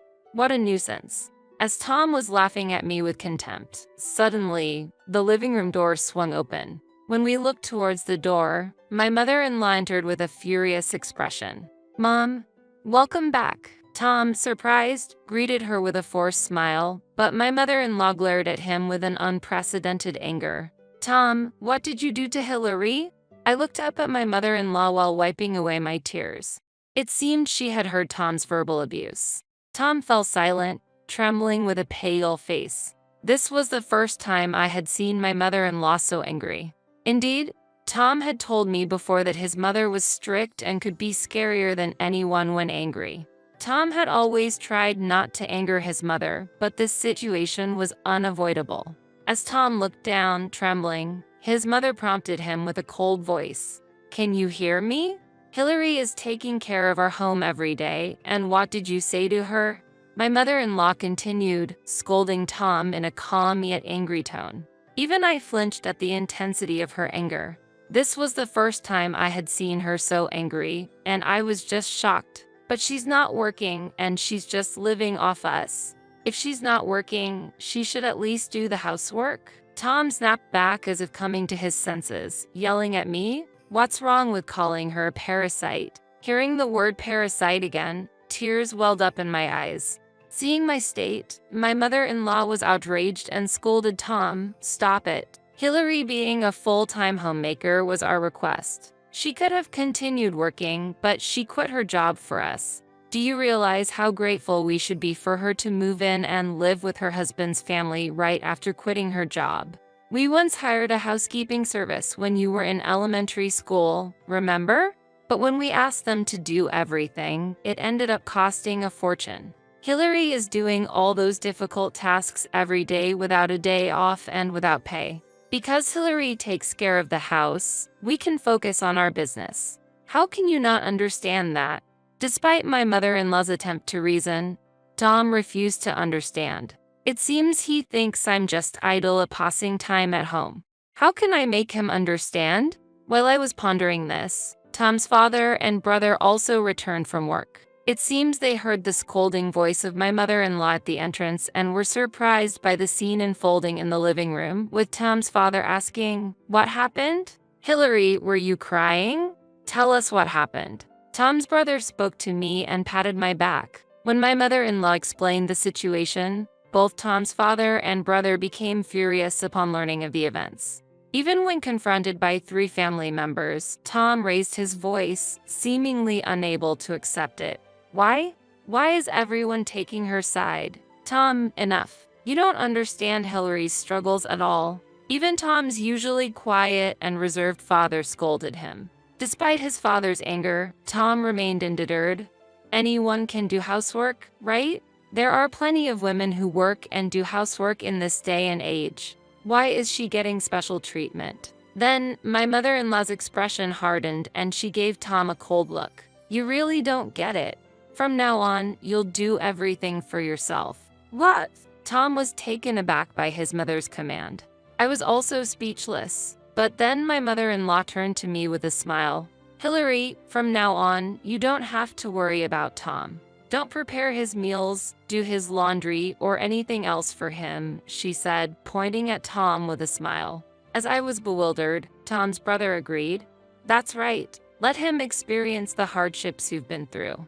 Tom protested, that's just going to make her lazier. It's unfair, but his father shouted, silence. If you think it's unfair, then show us an example. Work and then come home and manage the housework properly. Then, we'll consider asking Hillary to work as well. My mother-in-law continued with an attitude that left no room for rebuttal.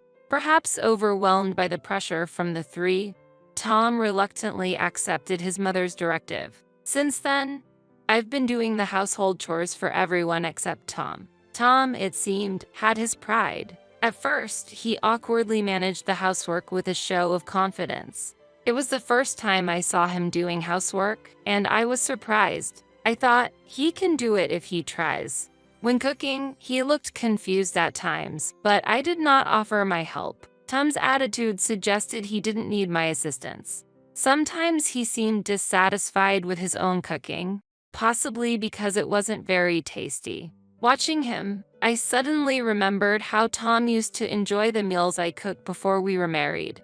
Lately, he hasn't complimented my cooking, leaving me feeling a bit sad. Then, one weekday night, damn, I forgot to iron. After taking a bath and getting ready for bed, Tham muttered in frustration while holding a wrinkled shirt. He glanced at me briefly, but I deliberately ignored it. I'm tired, so I'm going to bed first. Good night. I thought to myself it might seem cold, but lending a hand now wouldn't change anything. Afterward, Tham managed to keep up with the housework for a while under the watchful eyes of his mother and the rest of the family. However, it seems he couldn't keep it up for more than a few weeks and finally reached his limit. Hillary, sorry, I need help, he pleaded with me in a wary voice. Though Tham had been putting on a brave face, it was clear that after working hard from morning till evening every day, he had no energy left for housework. Moreover, he seemed to think that housework was just about preparing meals, doing the laundry, and occasionally cleaning, neglecting the finer details like ironing shirts and taking care of bags and shoes. It appeared he finally realized that the housework he thought was simple actually took up a significant amount of time. I finally understand that you were always taking care of me in many ways, Tham murmured weakly. Because I took care of his surroundings, he was always able to present himself cleanly and focus at work, something he finally appreciated. I was thinking about hiring a housekeeping service because it was too hard, but then I realized how expensive that would be. I now painfully understand what Mom meant when she said you are taking care of our home, Tham said with an almost tearful expression. The housework I do isn't just about cooking for 5 people, doing laundry, or cleaning. It includes taking care of each person's commuting bags, shoes, watches, and preparing higher quality suits for important business meetings, among other things beyond ordinary chores. Also, organizing and categorizing the myriad of contacts from relatives, friends, and classmates to maintain the image of a successful business family is part of my job. This is why Tham's parents couldn't just hire a housekeeping service. Having strangers see potentially sensitive company documents was a concern. In this respect, I am a family member and don't cost anything. That's why they pleaded with me to take care of everyone in the household as a full-time homemaker, offering to give me a generous allowance for living expenses. Tham deeply apologized to me. I'm really sorry for all the terrible things I've said. I really am sorry.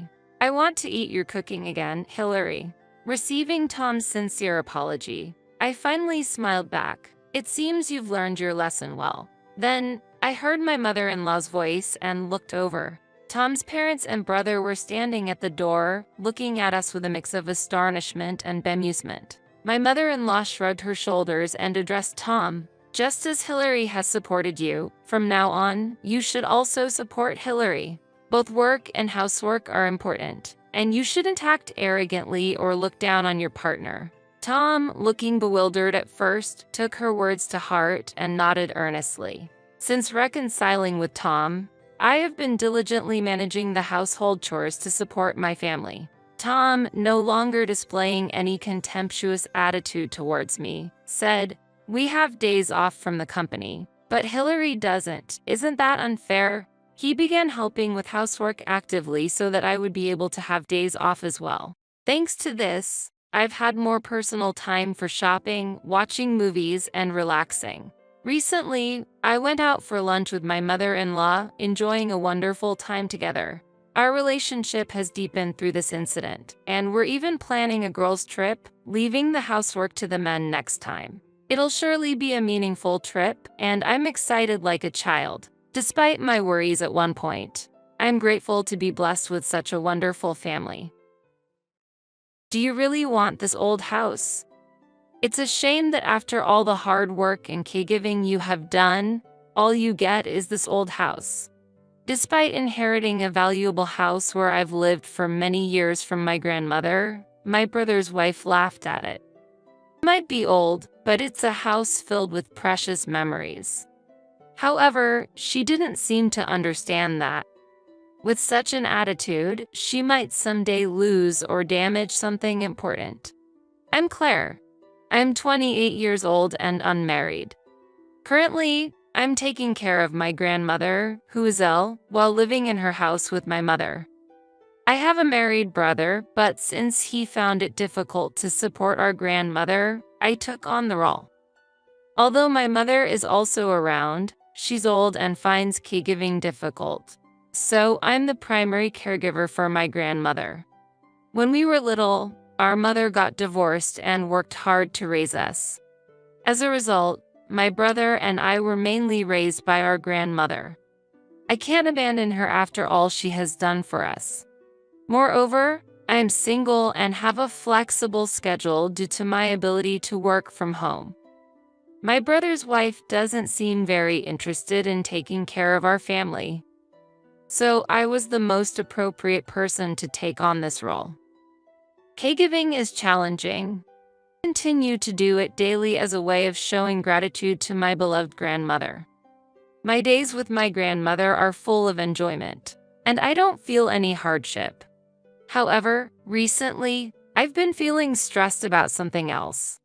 It's about the attitude of my brother's wife. My brother does recognize the support he received from our grandmother, and although he can't be involved in her actual care, he often visits us to check on things. But his wife's behavior and words during these visits irritate me. Are you cleaning properly? Look, this room. You haven't cleaned it, have you? Since you're relying on grandma, make sure you do your part. My brother's wife, to put it positively, is the type to speak her mind out. But from my perspective, she's unpleasant and rude. She visits our house, criticizes me with such an attitude, and often makes sarcastic remarks. I've let a lot of things slide, but the phrase freeloader is hard to accept. Indeed, I am staying at my grandmother's house, but I earn my own living expenses. I receive no financial support from my brother. Yet, his wife accuses me of having an easy life at my grandmother's house. It's incomprehensible to be criticized by her, who doesn't understand the difficulty of working while managing the house and caregiving. I am legitimately working and supporting myself with my income. I haven't touched any of my grandmother's assets. Even when I explained these points to my brother's wife, she ignored my words and provoked me by saying, "Even so, the reason you're caregiving is that you don't have to pay rent, right? Instead of relying on your parents, you're relying on your grandmother, aren't you?" Stress was piling up from dealing with my brother's wife. However, I also feel tired every day, and I don't have the energy to deal with her. Knowing that whatever I say would be met with negative responses, I gradually began to ignore her sarcasm. Then she would say, "Oh, you're not talking back? Does your silence mean you agree?" Whether I respond to her or not, my brother's wife, who frequently picks on me, leaves me in disbelief. To be honest, I want to ask my brother not to bring her along, but she's cunning and behaves as such. She never says anything bad to me in front of my brother. The unpleasant words are always thrown at me when it's just her and me.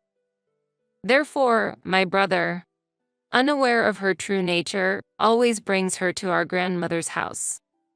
I did try to have a light conversation about it, but it ended with, "She wouldn't say such awful things, right? Are you bullying my wife? Nobody likes an annoying sister-in-law. She's making a special effort to get along with you. Try to be friendly." He always took his wife's side. Talking to him only made things worse. Realizing that I couldn't rely on my brother, I decided it was best to have as little to do with his wife as possible. While harboring such feelings, one day, my grandmother's condition suddenly worsened, and she needed to be hospitalized. my brother was busy with work and couldn't find time to visit the hospital. As a result, my mother and I ended up taking care of my grandmother. My mother's health wasn't good either due to past overwork, so it was difficult for her to go to the hospital every day. Therefore, I was the one who went to the hospital daily, checking on and caring for my grandmother. After a month of such a life, my grandmother quietly passed away. It was sudden, but I was somewhat prepared, knowing her condition was serious. However, it was difficult for me to accept her death, having spent my childhood with her and being with her until her last moment. While devastated by this harsh reality, I informed my mother and brother of our grandmother's death. Then, unexpectedly, my brother's wife came to see me. My brother was delayed due to work reasons, so his wife came to me first. Could it be that she was concerned about me in such a situation? I couldn't believe it given her past attitude, but I thought for a moment that she might have some humanity. While feeling grateful for her visit, I expressed my thanks, but her response was unexpected. If you have time to grieve, hurry up and finish the funeral and inheritance procedures.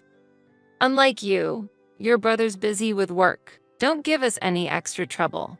Instead of a warm-hearted sentiment or comfort, she seemed to have come to urge the progression of the inheritance and funeral arrangements. Of course, this is the kind of person she is. I was surprised to find out again that my brother's wife was such a heartless and self-centered person. Despite my grief, she started to rush the funeral arrangements. I certainly appreciated the fact that she came to help in place of my brother, but I wasn't in a position to be ordered around by her, especially when she has been keeping her distance from our family until now. Though I felt dissatisfactions in my heart, I continued to endure, not wanting to cause a conflict right after my grandmother's death. When my brother finally appeared, his wife quieted down for a while. However, as soon as she was out of his sight, her usual sarcasms toward me didn't stop. Amidst my desire to properly process my grandmother's passing, her behavior infuriated me. Additionally, she had a talent for making insensitive remarks. Your grandmother lived too long. Did she end up using all her assets? After all that, how much inheritance will we get? Even before the funeral was over, she was already worried about money. My patience couldn't withstand this. Is that what you would be thinking right after someone's death? Please stop it. I finally raised my voice, and she seemed a bit surprised too.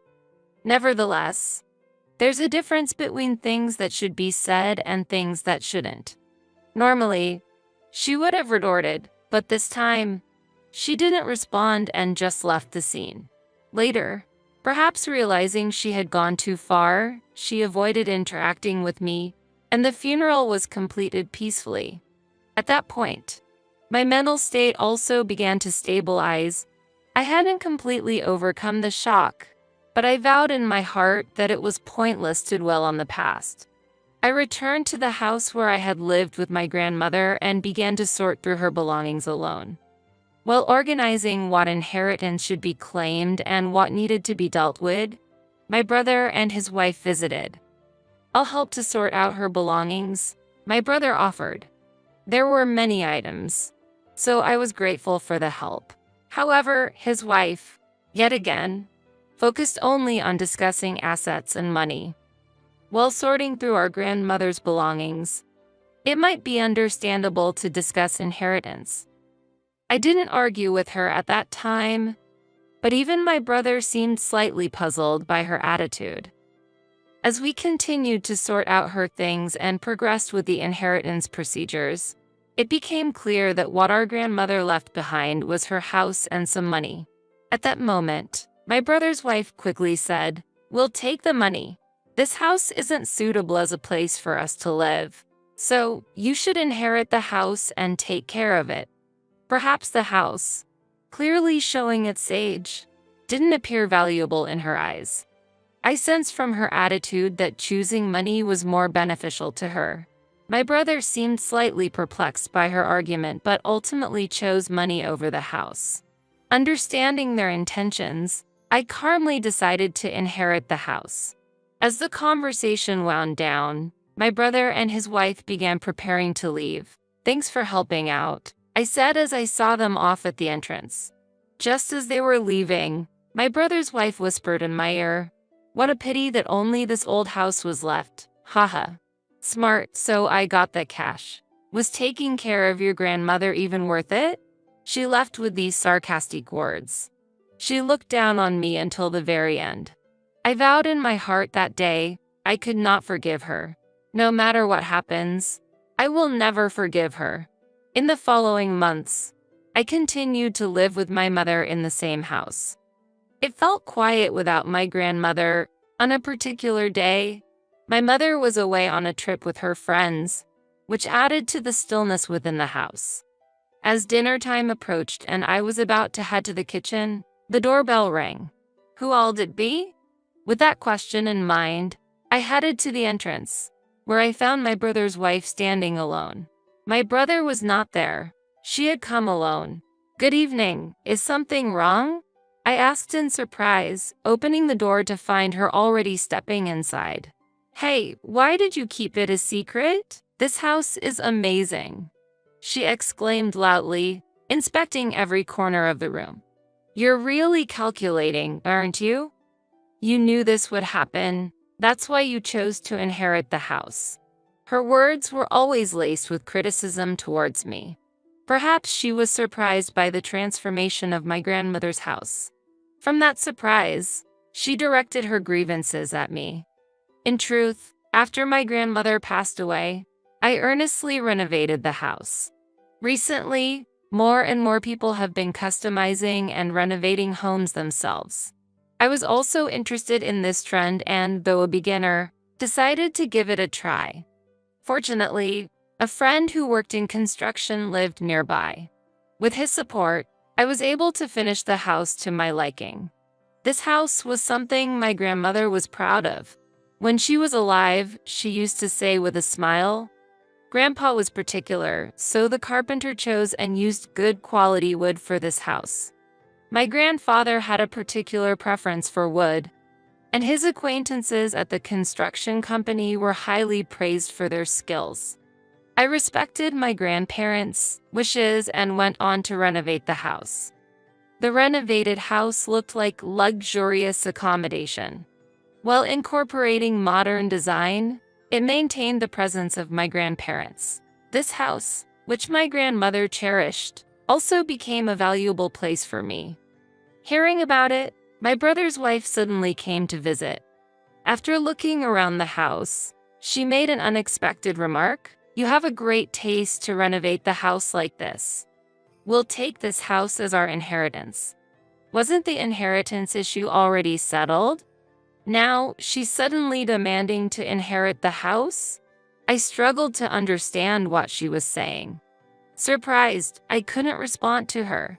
She then said assertively, "Listen, we've decided. We'll exchange our current house for this house. This house will be my husband's inheritance. You agree, right?" She was pressuring me as usual. "There shouldn't be any objections because it's an exchange," she insisted. "We'll start moving immediately. Sort out your belongings and leave soon." My brother's wife repeatedly said to leave as if she had gone mad. I reiterated the facts about the inheritance, but she seemed to intentionally ignore them. Her determination was clear. She wouldn't budge no matter how much I tried to persuade her. She believed that not yielding would make her point. It was obvious that arguing with her was pointless. Deciding that further dialogue was impossible, I chose to temporarily retreat. "Understood. Then, I'll leave this house." After conveying this to her, I started organizing my things. "You finally understand. Please hurry." Relieved that I was complying with her, she smiled at me. Ignoring her smug expression, I pretended to collect my belongings and walked to the garden shed.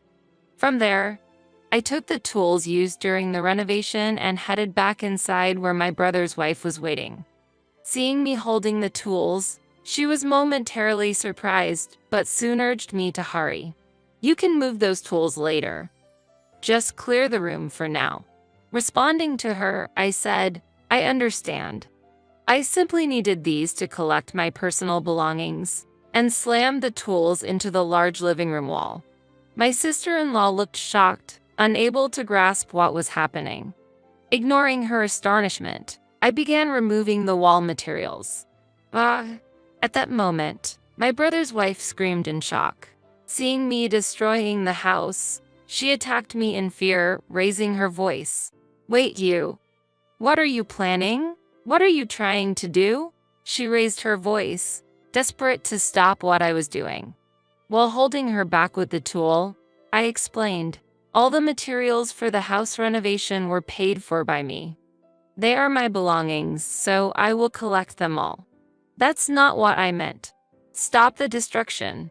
She continued to raise her voice but didn't come closer to me. Ignoring her cries, I continued to strip off the wall components. As I was about to start working on the floor with my tools raised, my brother appeared. I had called him immediately when I had left my sister-in-law alone to fetch the tools. What's going on? I could hear loud voices from all the way outside. Entering the room, my brother was astonished to see the state of the living room. What happened to both of you? He must have been greatly surprised to see the damaged room, me holding a tool and his wife crying next to him. She then told him what had happened rapidly. This person is dangerous. It was natural for him to feel suspicious of me under these circumstances.